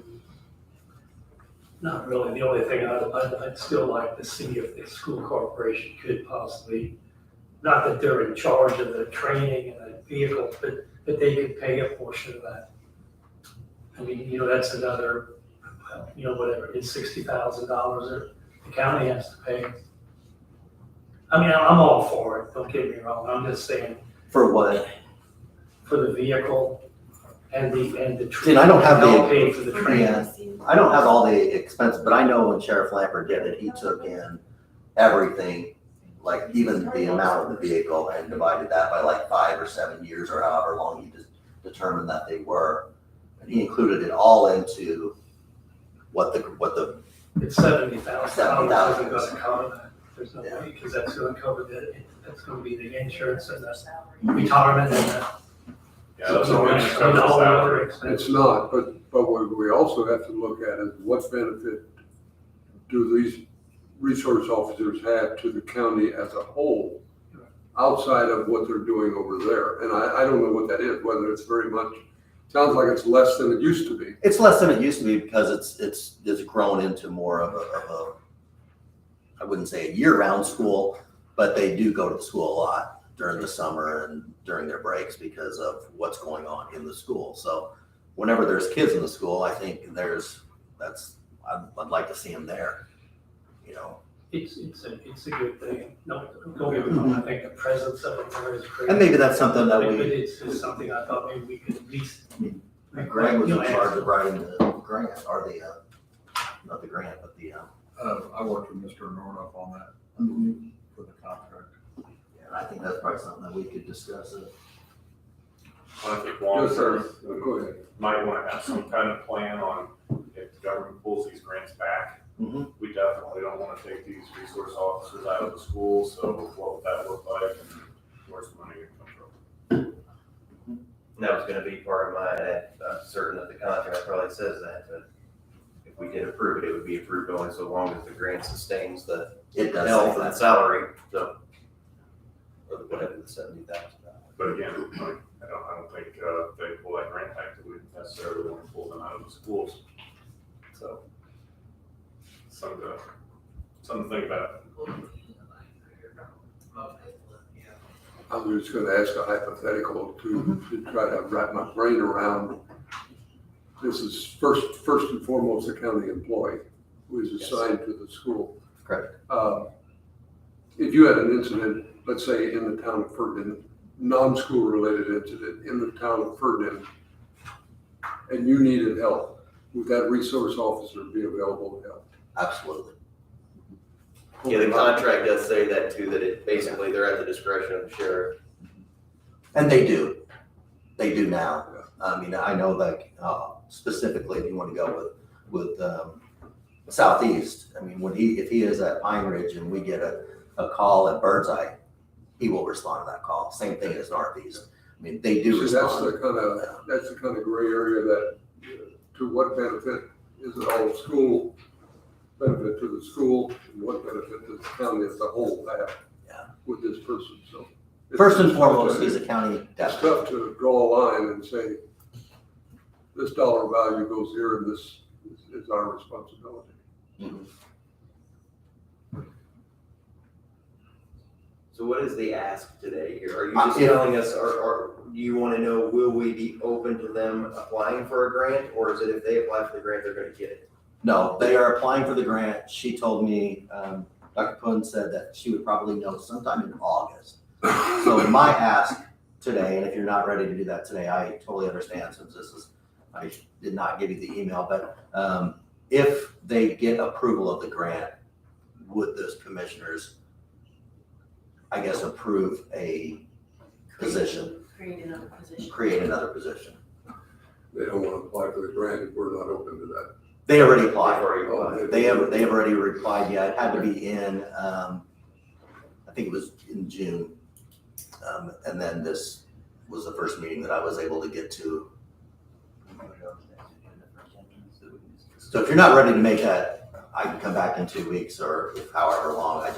My ask was just to get it, if you approved it. And then when she called me and said, hey, we got it, we can move forward. If the council approved the funding also, we can move forward with the hiring process to try to get someone available by January. I don't think we're gonna make it for this school year in August, but I think kind of to the point that somebody else made, if the school would, if they have a discretionary fund of somewhere where they could do $10,000 additional into it as well, that would make our decision even easier. If there is another funding source on top of this. Commissioner Brown, what were you gonna say? I was gonna say, I don't know why I wouldn't be in favor of it today, except that I don't know what I don't know. So maybe letting it go 2 weeks or something like that. Something may come up, somebody may bring something to my attention that I'm not aware of. I'm in the same situation. I've asked Andy to put it on the next calendar, Okay. 10 minutes. That way we can review this again, get refreshed with it, and maybe we figure something out. Yes. Did you add it to your budget? Or are we gonna have to add it yet? it's not added, no. Because if we want this person to start January 1, we're gonna have it in the budget. And if it's in the budget, you'll have to have an estimate of what, over and above the 70 you'll need, right? No, That my position. budget goes to a normal deputy. Oh, and then we can And then- reimburse. Yeah, because that money goes straight to the general fund, correct? Okay, I understand. Maybe it's a conversation I have with Southeast too about a new contract also, if they'd be willing to increase the 70,000. Because we want to do it, I just wanted to make sense. Does that sound good? Yeah. We'll hold on for 2 weeks, we'll have it on the calendar again, sheriff might give them feedback, and they'll give you feedback, and maybe the council, if any of the council members have concerns, they can reach out to you or to us. I think that's all I had. Did you have anything else? No, on this that's issue? Any other sheriff business? No, sir. All right, thank you. All right, thanks, guys. Sultan's Entertaining and Lodging Edition, Mr. Eckerly. Good morning. Morning. Sandy, it dropped off, I didn't intend to, but did they get hard copies on the? This and this. I was wondering why you weren't holding those. Yeah, well, Phil's, I bring this stuff. So I have a subdivision plat, tied to, Sultan's Run and Same as, And basically, we have been through, this is located 15th Street, Meridian Road, on the east side of Jasper, beyond the corporation limits, city of Jasper. Meridian Road is actually county's maintained, that section of the roadway. And in regard to the corporation limits, this is a 2-lot plat that the intended use for it is related to some improvements we're looking to do. It includes cottages and an entertainment facility. So this was zoned agricultural in the city of Jasper zoning. They have, so we went through a planned unit development process to get rezoned. That was approved with the city of Jasper to get primary plat approval. But being that it is within the county's jurisdiction, this is a plat that does include the county and the city. So when we did primary plat, I coordinated with the county engineer in regard to the road because we have standards by the city that we have to meet for their platting, but yet we need the county's consideration for that.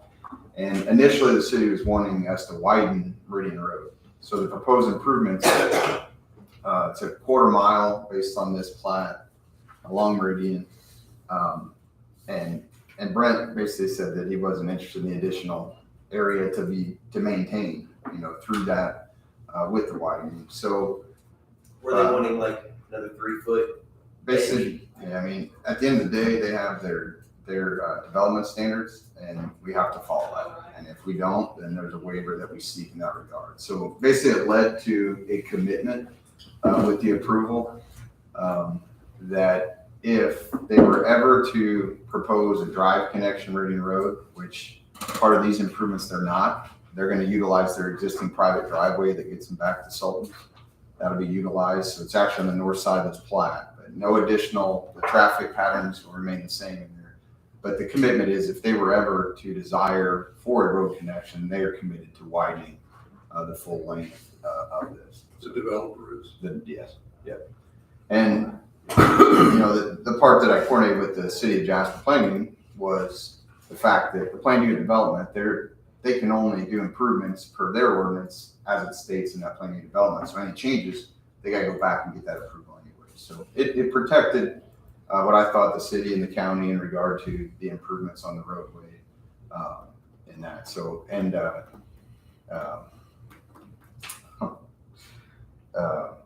at the Plan Commission meeting, there was a discussion. Randy Maringer was discussing it as part of the widening.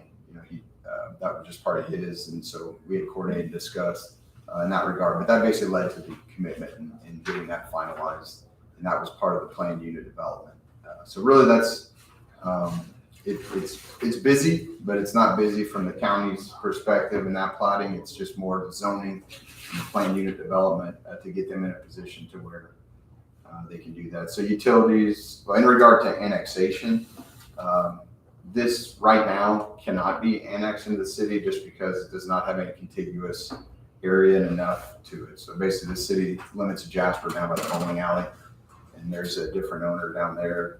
There'd have to be some iterations of annexation before this could even be engulfed within that. And then to the west, there's a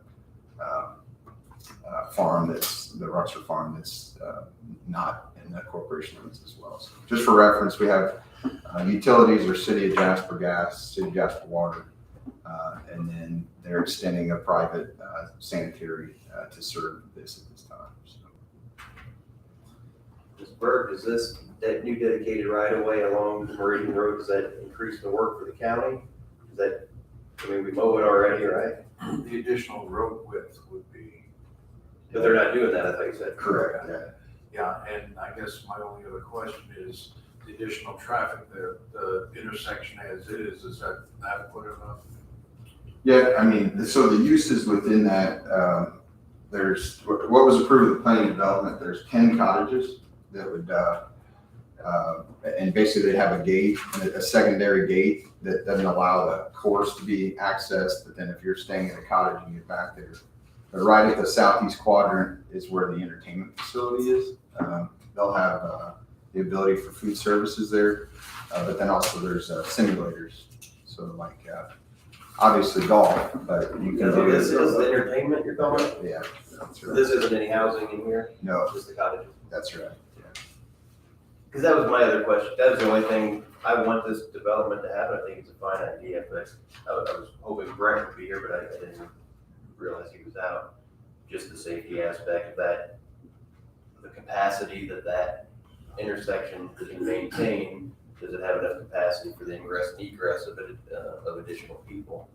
Because I use that road pretty regularly, and it's a unique intersection as that it's a one-way stop. It seems like an excellent spot for a roundabout. I mean, really. Yeah, there's a lot of traffic through there, and they keep the traffic moving. And I know it's confusing sometimes for, especially out-of-towners, that think they're coming out of Sultan's Run and that, they're on a private drive, everyone else has the right of way first, but they don't always know that. Sometimes I'll come down there and somebody will turn in front of me, and it's like, you just know to watch for it, because Yeah. you can do it. The existing gate entrance now, I mean, that'll be, obviously be open a lot more because they want, when they're in the entertainment facility and say cottages, for example, they want the access there, but then that secondary will be closed. But that is a restricted to keep, it slows you down. Right. You have to, just the width of those gates coming through, but their intent is not to modify that existing gate. They just will see the gates open more You so. said Mr. Wendell has looked at this and he was okay with. Yeah, I mean, I started early just in regard to widening because, I mean, obviously that's, with the slopes there and that, I mean, that's it's a big task. But then you look south and north, it's like we're widening this, but then where are we going from here, if we were to. But basically when you plat, if you follow the city of Jasper's ordinances in their platting, it's a requirement that they want you to perform widening. I did. I do it from my house. Maybe 3 feet of rock underneath the weeds or, grass is growing through it. I always thought in situations like that where It was silly. most of the road is still narrow, and then you widen it up right there where the development is, and then it's narrow again. Yeah, we'd coordinate with the planning developer, just the master planning, as far as, I think there wasn't a bike, the master planning, there was a route. I don't think it was a trail along that. I think it was just a route.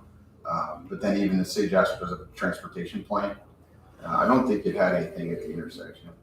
They do have some roundabouts, but not. We don't have any roundabouts in Boise County, so we're Yeah. up there. Yes. So anyway, the only thing different about this is we accept a right of way now, and we don't require, or the city or whoever, I guess in this case it would be the county, we require the widening, they pay for it. If we don't require it, then the county, if we wanted it widened in the future, we pay for it. That's not accurate. So that's the only, that's really the only difference. And how much is the right of way now? How much are we accepting? It was based on, 1.5398. I don't know the width. it was a 50 foot right away. And that center line is close to the section line there, so 50 50 foot, a half right away, yeah. for the half right of way? Yeah. On that side. And that follows the functional classification that we have. NDOT has one for the county level, but then, the city had one on theirs as well, so. Do we have that much right of way anywhere else in the county? 30 feet is. 30 feet is our maximum. Yeah. We may, if we're along a state road, maybe the only difference that we have, if there's any, because sometimes we do have where we've dedicated right of way. The assumption is there's state road and right of way, but sometimes you don't have that. Is there additional right of way where, that one addition came into 490, just south of the Poor Farm? Was there additional right of way on? Yes. Was that attached? Yeah, so on Brookstone 7 out there, that was, based on functional classification, it's supposed to be 40 foot, but we did see a waiver for 30 just based on the plat to the north and going to the south. And that was based on some existing utilities that were gas line that was on the east side. And I think you asked this question a while ago, will we have any additional responsibility within that right of way other than, I mean, we don't need to mow the whole right of, we don't even have the responsibility to mow the whole right of way, do we? No. Just because it's right of way granted doesn't mean we have additional responsibility in that area. I know there's a fence row through there. Will that fence row be, if it's in the right of way, cleared out? Because I'm assuming the highway department doesn't want to have to go clear that out. Don't necessarily have to be, because we also have some other fences within our right of way as well. The agreement is that if it does become an issue, we can force it to come out. Okay. I don't know if that would be a county expense, I suppose. The reason I asked. I mean, they basically have been, I forget who's been farming it, but they've been putting it, they reserved an area this year where they didn't plant all the way up. But I think their intent would be that they'll cultivate, up in an area once they get their improvement. The schedule on the improvements would be a start this fall in regard to the building, to where they'd be looking like early next spring, where the indoor facility. And then they would start on the cottage phase next year. The cottages that are going in, they would go where? What's the shaded area? Real small. That's the valley. The cottages, The shaded area is a conservation easement okay, tied to some permitting requirements. okay. So there was some enhancements to Klein Brook. They did a two-stage ditch and planting, so that was just part of Army Corps and IDEM. Okay. Basically, we were able to preserve our drainage way that comes through there. But if you go out there small, but there's a lot of plantings that are done in that area, a bunch. Again, my only concern was the safety, and if Mr. Eckert and Mr. Wendell looked at it, and Mr. Wendell didn't have any issues with it, I'm satisfied to proceed.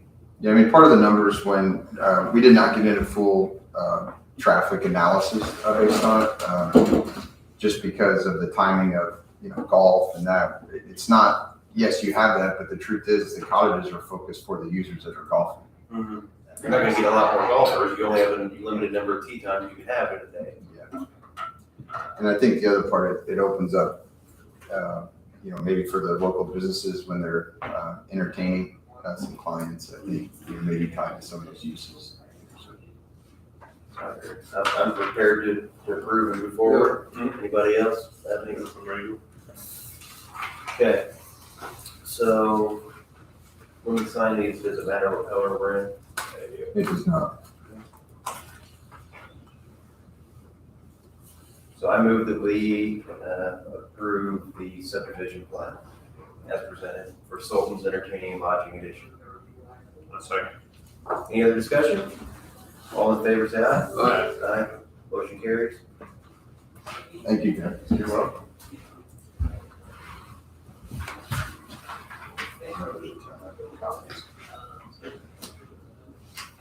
So if you just track it down from there. Yeah, eventually. Before you walk in, I'm like, Well, I have two. Yeah. I don't remember whose time it's gonna count. Love you. Yeah, Sandy's up. We'll try. I'll Thank call them this afternoon. There you go.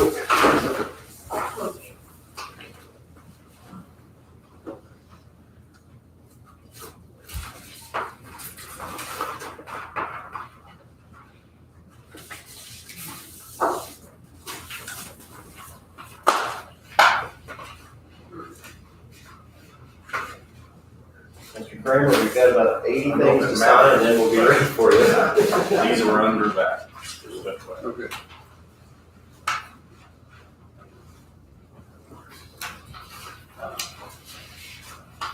I think that's just the way Chad pulled it out, isn't it?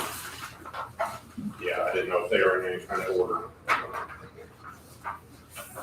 Where's the rest of them?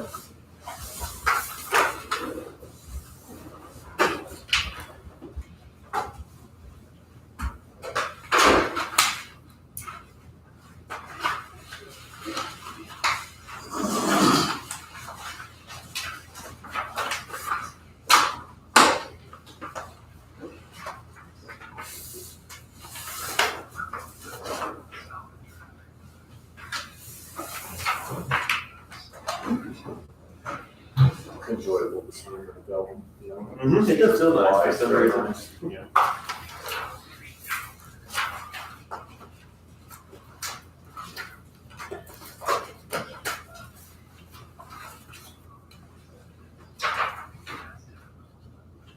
By the way, earlier I did talk to Mark before the meeting, and he said, well, he was able to sign up, he said he didn't use it from his phone, the Facebook, not from. I said, well, I think what he needs is you gotta go, you go on Facebook, go on the computer, set them all up. And he said, try that. The other, some of us don't have that access because it's blocked. But you know the person that can get the access. Well, you can call down there and try to get it, yes. Yeah, so he had access, I have access, and I'm still trying to fix some of the apps. I would think that, so he did accept, but he said he's going to his phone, that's because he doesn't, he's never does Facebook on the county. And we're blocked. Well, he wasn't blocked, he could still do it. So, And he brought it up, but I said, well, you have to log into your username and password, so I don't know what that is. But look, so you can look it up. so my personal ones. So I think what it'll do is it'll say, change it, and then you put, stuff you take on Facebook, then they'll be able to pull that since these are the pages you have responsibilities for, or access to, and it'll have to do it. I'll show you what I've got on mine. You didn't password that time. So I'm the administrator, you're the other, so he signed up, this is your pending.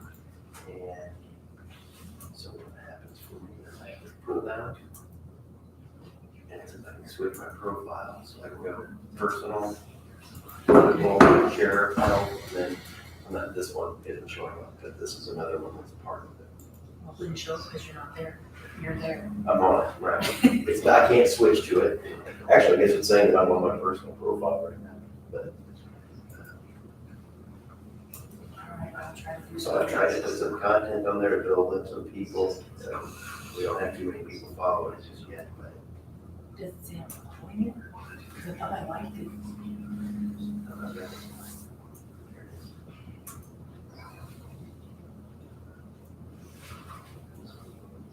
The old one would always, that would be one of the main things they would show, it would say, you have this many followers. But it doesn't say it on here. I have to dig this one.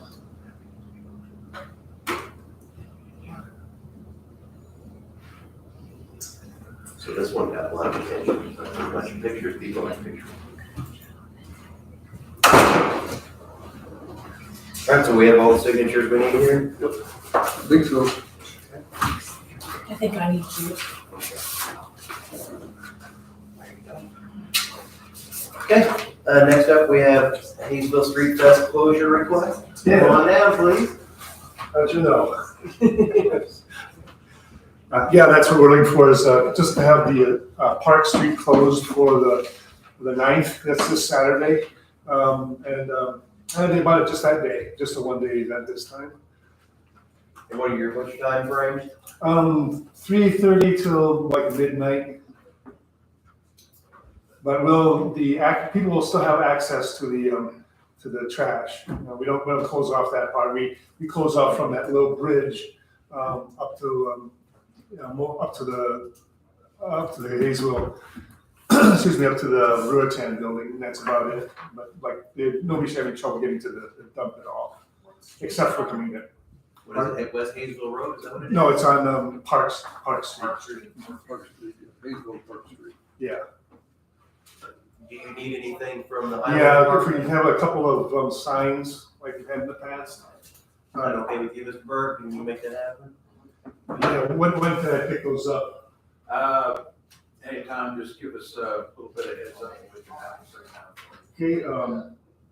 Okay, this afternoon, This afternoon? you know, would that work? Yeah, what do you need? Well, what's workable for you guys? Two roll close? Anybody have any problem Yeah, with two roll closing the road that day? Yeah, right, yeah, first Okay, thing. we'll do this. Yeah, first let's get some approved, I apologize. I'll move to be, agree to the road closure from approximately 3:30 to midnight for the Hayesville Fest that will be coming up by July 9th. Second. All in favor, say aye. Aye. Aye. Motion carries. Well, thank you. Good shape, so Now I you can can coordinate with Steve, thank you. Thank you guys. Get us right back on Maybe schedule. around 1 o'clock or something like that. Yeah, I'll have it ready. All right, so Yeah, I'll go to the usual place. ambulance bid board consideration, you ready for that, Mr. Schneider? We can do that, yeah. And that's what we're- So Mr. Young walk in, so we can do that. So just a couple of, there was a clerical error made in the bid, partially made regarding the dimensions of the box. They had indicated that they're meeting the box specs in a portion of the bid, but the drawing did not indicate the same. We've reached out to them. They have since sent basically a confirmation that there was a clerical error made and that they will meet the specs, and they've affirmed that the quote, the bid provided at $317,678.42 would be honored and would remain unchanged.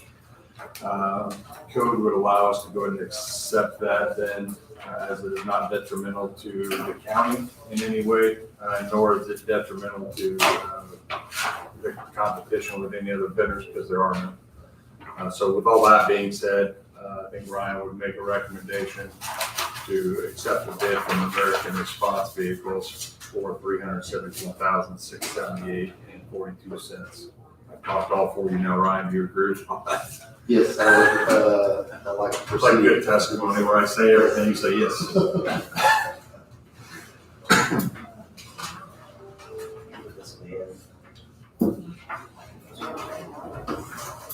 Oh, here's one. Anybody have any problems with the accepting the bid? No, sounds like all, due diligence has been done. Okay, I'll make a motion that we approve the bid in the amount of $317,678.42 from American Response Vehicles as presented. All in favor, say aye. Aye. Anyone opposed? Motion carries. Good to go. All right, thank you. Thank you. Okay. So the thing I just passed over to you is the same thing that we had the preliminary claims on. This is just in the formal process, or, that form. That'll go with That'll go in the book. So I'm gonna make a motion unless we need more time, Mr. Is Brown. there only one signature page? Yes, there was the two in here. Yes. We No, got I these. didn't, I don't think I saw. There's only one on the very last page. Or did I? Yes, I did. There's one on the very last page. Yes. So I'm gonna move that we approve the claims against the county in the voucher register book as presented. Second. Any other discussion? All in favor, say aye. Aye. Motion carries. Okay, next up, we have an ordinance establishing and adopting default standards for commercial solar energy systems. Anybody have any comments or questions on this ordinance? I reviewed it and I'm satisfied with it in the form it's in. Yes, I'm good. I'll look at it. Any comment from the public on the ordinance issue before we move forward with this? Okay, seeing none. Mr. Schneider, any other comments on the ordinance? I know we've talked about it a number of times before. Again, this is in its final form, so And will this become effective immediately, or do we have to have a time frame? there's no advertising for it because there's no penalties or anything set forth in there. So it would be effective depending on what you all do here in the next minute. Upon approval, it is effective. Yes, sir. I'll move that we approve ordinance number 2022-12 as we've discussed. I'll second. Any other discussion? All in favor, say aye. Aye. Aye. Motion carries. Sandy, we already have that in order, correct? I hope so. Next up, we have a Veteran Service Office door. You signed this one. Sorry. That's signed as one. Do we need 2 copies? I brought one, Sandy probably brought one also. I always have one here. In case I forget, because I do.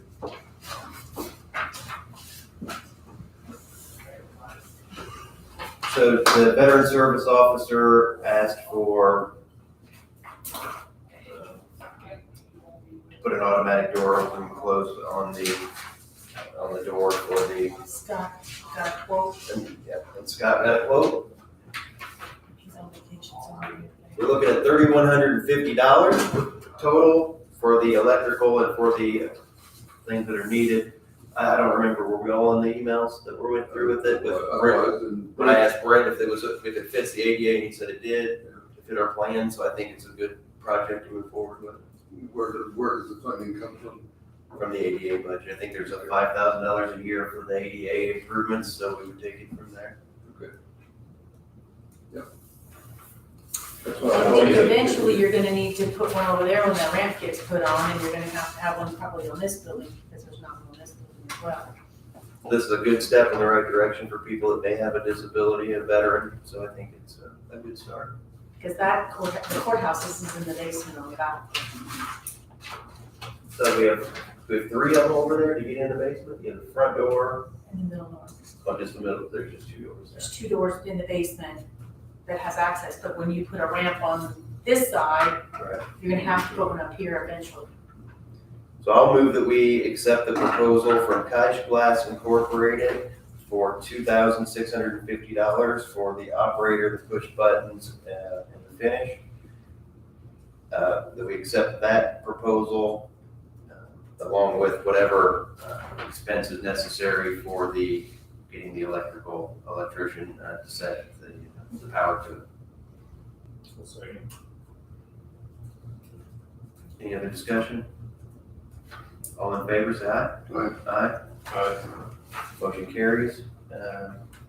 And I guess as a part of that, we can let Mr. Hove be an authorized signer to sign the approval. Good enough? Opposition to that? Okay. Also, Mr. Bronx, I wanted to bring up to you that the VSO also stated that Mr. Sheeter has been really helping out a lot with the band recently. I guess they've had some discussions and I saw some of that discussion. and so she said she was impressed and thankful that that relationship is working and the bands are getting taken care of. So I thought that was a positive. I know one time this past week they were struggling, and part of that is not, presently, they don't have enough drivers. So it's not scheduling, who's scheduling and all of that, they just don't have enough people to do it. Okay, help discussion? Yes, let me see if Marky's available to introduce or to, present that hire.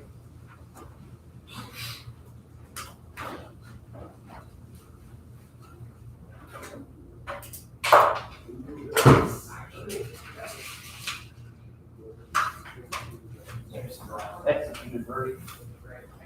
Okay.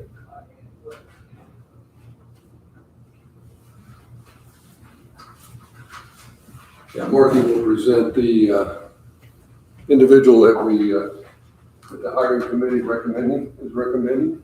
And then we need to have a discussion on, I think, on office space and work environment, equipment, that sort of thing.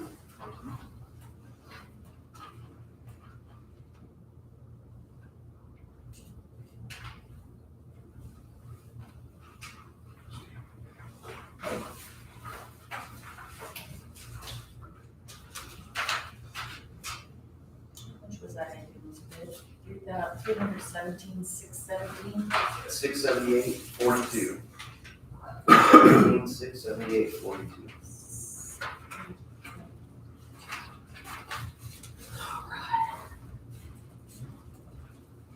Morning. Good morning. So we would like to go ahead and proceed with the Health health coordinator with the teaming position with the city of Jasper and DuBois County, a full-time position. So we would like to make a recommendation to hire Rylan Rusher for that role. We did have several applicants and we had some good interviews. And as each of them had some different pluses there, but we feel like as a whole, Rylan would represent us well in this position. So that's who we would recommend to the Board of Commissioners today to make official action on. If approved, she would start immediately. She would start on Monday, July 11th, and that's when the 3-day Okra training. So she would be with us at that training on that Monday, Tuesday, and Wednesday. Then she would go back to her current employer and finish up on that July 14th and 15th, that Thursday and Friday. And then she'd be back the whole week, then to officially take over then on July 18th. So. Okay. So I would go official start date would be in that July 11th. I'm satisfied to accept the recommendation of hiring. Okay, yeah, no, I was on the committee, so I'm with Marky on recommending. Yeah. Councilman Beckman was on the committee. Councilman Clem was not able to be there. She originally was on the committee and she was not able to be there for the interview. But I agree. I think we had some good interviews. I felt like we had probably 3 candidates that we could have felt comfortable with. This is the one that we thought rose to the top. Okay, I'll move that we accept pending remaining administrative procedures, Riley Rusher for the position of the health coordinator. I'll second. Any other discussion? All in favor, say aye. Aye. Motion carries. Okay, so the next components, Mark, you need to be here for the rest of the day. I don't want to take his time if we don't need it. Yeah. I guess you can hang out for a moment. Oh, okay. So some of the things What I we're wanted to talk about was office space and that sort of thing. What do we need? What are our needs to make this move forward? So I reached out to the coroner because there's a office directly below us here that is used by them. And I said, well, how often do you use it? And they said that it's mainly for the storage of their records and supplies. And it's probably, there's a desk and chair which would stay, but then there's maybe four level file cabinets. So they're probably not the same height as that unit behind there. And then some metal storage shelves. But it's a pretty small office, so if it would go from probably Commissioner Hofstadter back to the window in the back, it's a pretty small area. But it would be appropriate for this. The coroner said if there would be another place that would be convenient for them to access their files that are stored there and store supplies, they could, but like I said, again, there's quite a bit of They need stuff. storage space, but not office space. Is that what you're saying? Yeah, she really just said that every once in a while they meet with the family to discuss things, but I think they could probably still do that in In a conference the room. conference room. It's a large room where, I mean, there's plenty of places for a brief meeting. Gary Saul, Waste and Measures, said that if we needed office space, he'd be happy to share some of his. The office is quite a bit larger than what he really needs. And he doesn't spend a whole lot of time in his office. I don't know exactly what kind of time he does spend there, but just a thought. And he might be happy to swap since he doesn't need quite as much space. This space isn't, I mean, there's not a lot of space There's there. not, there's not. Or it seems like there isn't to me. I think it's because of the windows. It looks bigger. Maybe.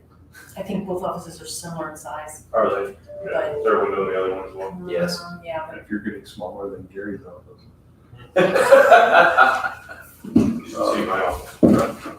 Closet. I mean. Well, and I agree, it's a small area, but almost a cubicle type space is about what it amounts to. Yeah. Well, I'm sure it could function. Because they got the conference annex room. The only problem would be is the annex room is being used. Yeah. I think to access that office, you have to go through the conference. Yes, you do. So there's a conference going on. If somebody's in that room, then You Yeah, can't really it get. makes it difficult. Makes it difficult to get in there. But I think if the coroner is willing to utilize storage space somewhere else and we could utilize that, whether we switch Gary or whatever we do, I think we can make something work there. Sounds like we can make something work there. My first thought was to use one of the vaults down there, but then you can't lock those vaults in the same office. are the same in the back there, because isn't one of them, They're both used. oh, is it, I thought one of them had some space. They're both used. What about the back one? I don't know about that one. It doesn't lock. And then one in the basement, Yeah, Tammy's office. does she use it? That's Tammy's. And the thing is too, that I think Commissioner Ramos and I mentioned was there'll be space in the basement, just not for another year, Right. which this position may be done by then, or, you know, a little more than that, but. So it sounds like we can make office space work. We're gonna have to work with it, but we can make something work in that area. My other thought was, nothing else, she sits right here and this is her office, and if there's somebody else that the prosecutor needs it, she goes somewhere else.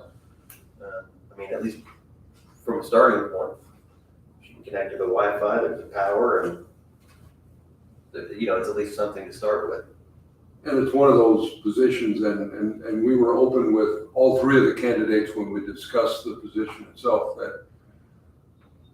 that we're not sure what all this involves yet. We have some idea of what it involves, and they're going to be working under our, I won't call it supervision, our support, but more under the supervision of Okra than us. And, you know, Okra is going to be directing how they, you know, what their job looks like. And even though there's a job description, how much of that is going to be outside the office?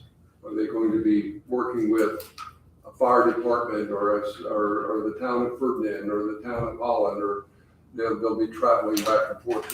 You know, I'm not sure how much they will use the office, but they do need a base this person does need a base to come back to, I think. And I wonder even if, worst case scenario, I don't know if it's the worst case scenario, just a scenario is we clean the desk off downstairs and she can use the office and share it with the corner, and the corner can still leave their items in there, and the items that are in there just get locked up or covered or stored differently. Yeah. So I think there are options. Yeah. And we can talk to Scott and see what, you know, when we think of storage facilities, there may be more space available than what we know.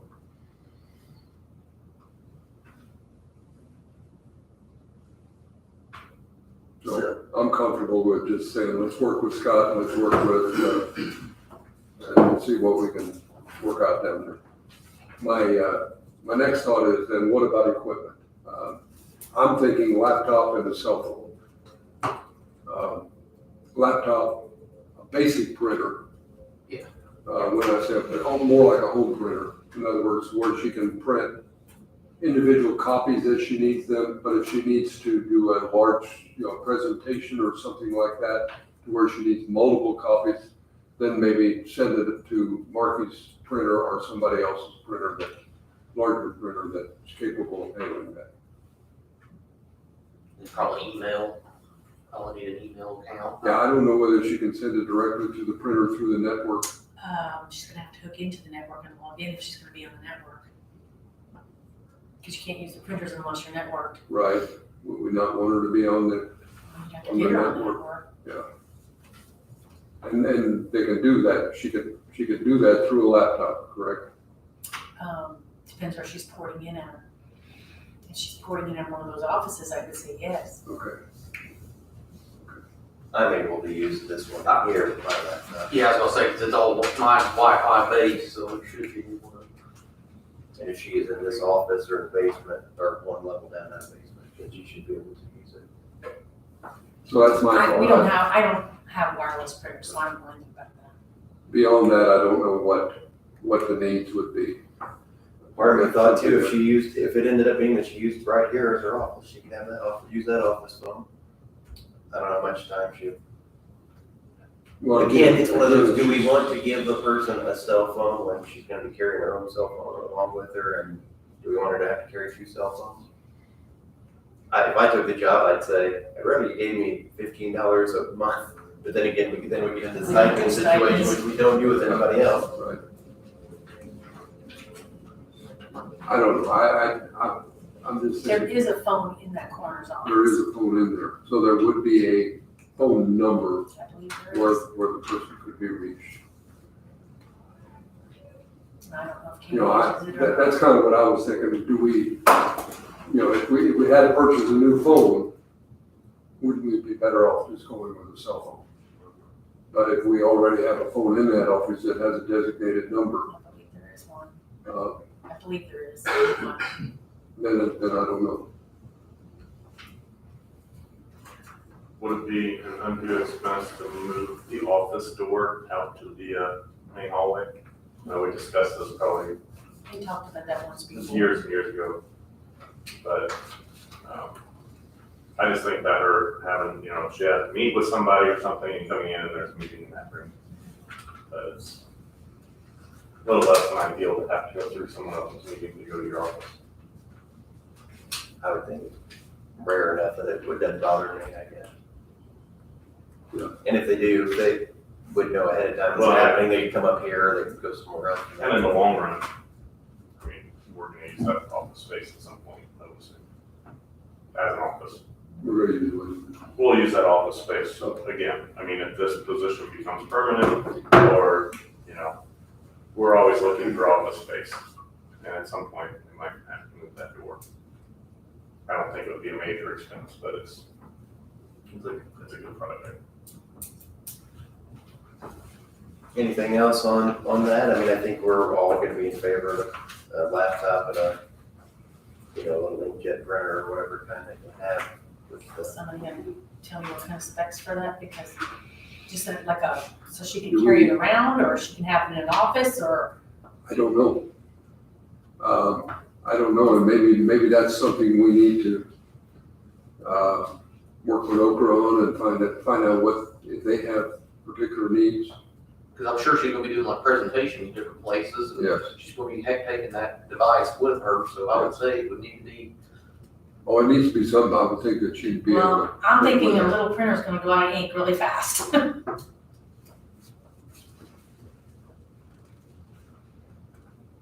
Again, though, if she's doing a presentation and needs to make 10 copies Yes. of 10 pages, she would have to go on a network printer.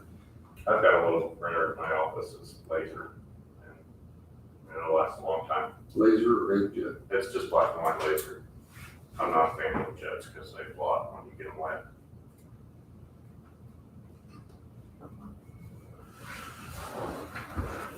And as far as Let's- expense wise, they're about the same. I don't think it was like considerably more expensive than an inkjet.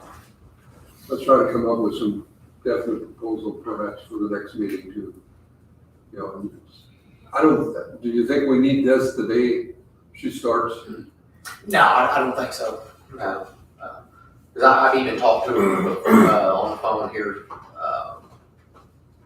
yesterday, Friday, and she was talking. She said, "Well, am I going to report?" And she's just reporting the crane for the training. But then I said, we haven't even had a meeting to discuss the hire yet with the commissioner. So I said, worst case scenario, come to my office on the 18th. And I said, we'll figure out the logistics of everything then. So, Okay.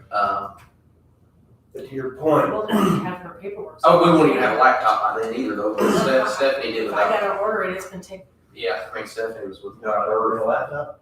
Yeah, that's what I was gonna say. I would recommend we don't wait 2 weeks or whatever we do now, because there's gonna be availability issues, I would assume. unless there's an extra one that like Stephanie had one that she could use. Yeah. Well, I would say go ahead and move on the laptop and then the printer, you can go Walmart, if we have to, you know, down the road, but. If you wanted to network, you can't do that. You well, have to have a network card in it. we don't necessarily need that printer to network. Okay. We would need her laptop to be able to network to a larger printer. And we don't have certain specs that we're gonna need. She'll need a slideshow, just a regular office suite. Just a license. I would say one we got similar probably, that you got for us probably. Probably needs a camera for a Zoom or I something. think most of those have that. And are you saying that we throughout our ARC money, we have a process that we can pay for these items. If that's where we want it to I go. was hoping. Yeah, my understanding is that maybe I should have a conversation with them one more time on that, but my I understanding was is that, hoping Monday we were gonna learn some things. because I told him that as soon as the hiring was official, which it is now, I would let him know, let him know the contact information and all of that. And then they're supposed to get the grant money to us as well. So I'll ask that question too about funding for these office supplies. So we have consensus to move forward. I don't know that we need a formal vote. We need to have, the person has to have the equipment to work. So Right. just move forward with the equipment similar to what maybe the person in Marky's office has. And we'll just get started from there. So we'll wait with our cell phone then. I wouldn't do a cell phone yet. Let's wait and see what kind of phone we have available. If we have no phone in the office, then I wouldn't want a second one, I use mine all. Yeah. And Marky, you do the same thing. Yeah, I'd rather use my own and not get a stipend than carry two things. well, and my thought was that they need a county contact number. And if they have one in the office, then that's it. Then the rest of it is. Which will have voicemail and everything on it. So you're thinking the coroner's not trying to do that. On that note, we can't very well put, if that is the coroner's published office number, we can't. I don't know if it was, we'll have to check, Like, what we don't want is help coordinator, calling for the coroner. Or Voicemail or the voice says, this is the coroner's office. And it's- I don't know if Katie uses that phone. I could be wrong. The community development course, Yes, is there any issue with getting her registered for that? I mean, you've turned in names, haven't you? I can let them know that she's coming. I mean, they don't have food for her, they don't have anything for They knew She you can have my spot. She can have my spot on the team. her. If we need to, I'll reach out to them today. I thought they knew that we were gonna add a person. I think we had 10 people on the list, and Yeah. that's Well, what I they got- requested. So replace Elmer if necessary, otherwise, Yeah. we got this person. Right. So will you continue with the office situation? Yes, Okay, yes. and I'll reach out to them about we're taking her either way. So I think if they say, no, there's not a spot, we'll create a spot like you said. Okay, Okay, thank you for your work on that, and thank you for everybody else that worked on it as well. Ms. Beckman and everybody. So, any other business from you, Commissioner Bravos? the only other thing that I had a conversation with Brent, before he left last week. Circling back a little bit, the Ready Grant. And, I was asked whether there wasn't a project within the county to submit. And we submitted some projects, but now they're back to submitting again and that sort of thing. So I had a conversation with Brent about the possibility of putting together some kind of or what it would take to put together some kind of a cost estimate for doing some of the low-hanging fruit on the trails project. I'm talking about the designation, some road signs and markings and that sort of thing. Whether there was anything there, and see what that would cost, and whether we could submit that, and whether that would qualify for a Ready Grant, and then how would we fund the rest of it? So all of that is just, we're having conversations about it. We're not necessarily moving forward or committing anything at this point, but just wanted to bring it, for your information. We're having conversations about it. Ed Cole was going to have a meeting last Monday, and I haven't heard any more with the people in the ROI, and I haven't heard any more about that conversation. He did call me, just briefly and mention that, as far as ROI is concerned, the sewer project is probably not gonna happen through them, just because it's such a big project, which was a little disappointing, but it is what it is. So he, is supposed to let me know if he gets any more information on that, but yeah, that's where we're at with that. Is there any other activity going on with this sewer project? Not really. I mean, she's finalizing the grass and stuff like that, so I mean, nothing really to report. Yeah, and I'm not sure what his conversation, exactly what he's saying, but again, this Ready Grant is 20 cents on the dollar. Or maybe we might be able to leverage that as high as 40 cents perhaps. And then we have to come up with the rest of it. Can we come up with the rest of it with other grants somewhere else and funding? And maybe that's what he's talking about.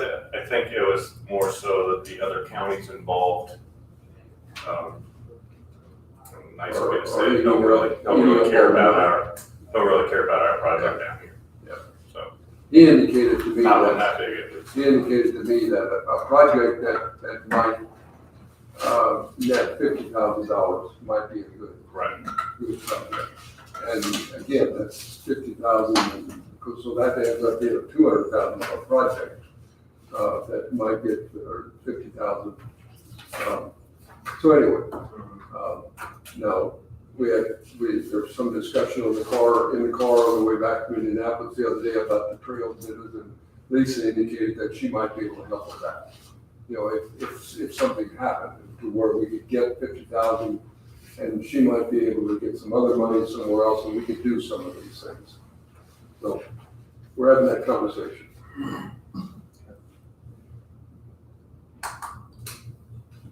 Anything else? Nope, I don't know anything else. Are you guys gonna do anything with this Hoosier National Forest thing, or are you done with that? We're done with that.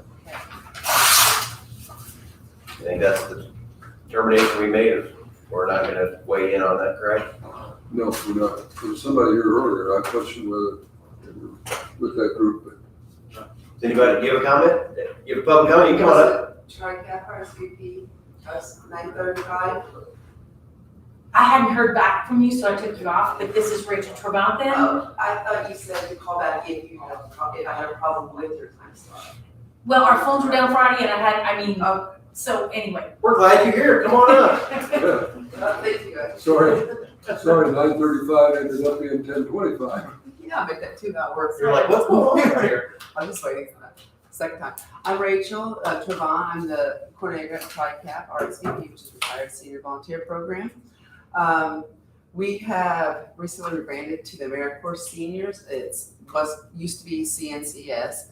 So we are still moving over to that. But we have several work plans. Right now, I currently have 268 approximately volunteers in Du Bois, Pike, Ward County that put in service activities. And those activities are environmental stewardship programs like conservation, cleaning Patoka Lake, the river and such. And then we have veteran military fairs. And I currently have 43 veterans who take part in that. And we did a lot of things for Memorial Day and Flag Day and all in Pike and Du Bois. So that's becoming more and more prominent. More and more people are joining that. And then we work with the American Red Cross still, and medication collections that goes on here in Du Bois County. That was a big one. Actually, Beckman back there, I took over for her, so she knows all about it. But food and clothing distribution centers, food banks and such in Pike and Du Bois and Warwick counties. And so I'm just asking for the yearly donation of $5,000. You guys would consider that. We do have several at-home projects that took place still with COVID that's still going on, like making fidget blankets and masks for Head Start. The kids still require masks, and so do the teachers and such. So that's still going on. Let's see, we have a new initiative with the Dove Recovery House that's going on. We're trying to work with the Community Foundation to see if how the volunteers could help with food distribution and such at that house whenever it gets up and ready. So, and then we are, last fiscal year, our fiscal year is April 1st through March 31st, and I had over 25,000 hours for my volunteers. So even though the hours have went down in COVID, there's still more volunteers. It's just more restrictive at places, you know. Some places have had to amend their hours and days and such and with that, so. You guys have any questions, anything? I do not. I don't think so. Okay. Again, apologize for making you sit. I got in, so that's good. Yeah, definitely. No, I'm sorry about that myself.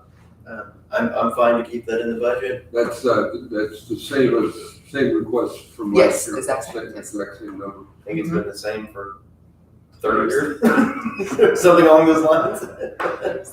I used to just throw maybe 6,000 in to see who would fall off their seat. But, Maybe next year.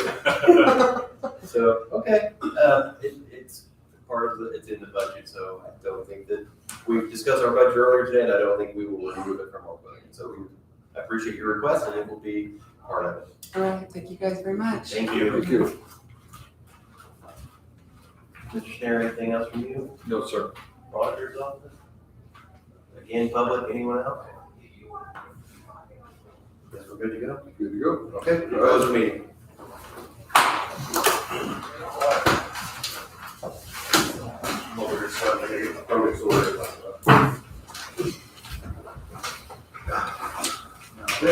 Needed that.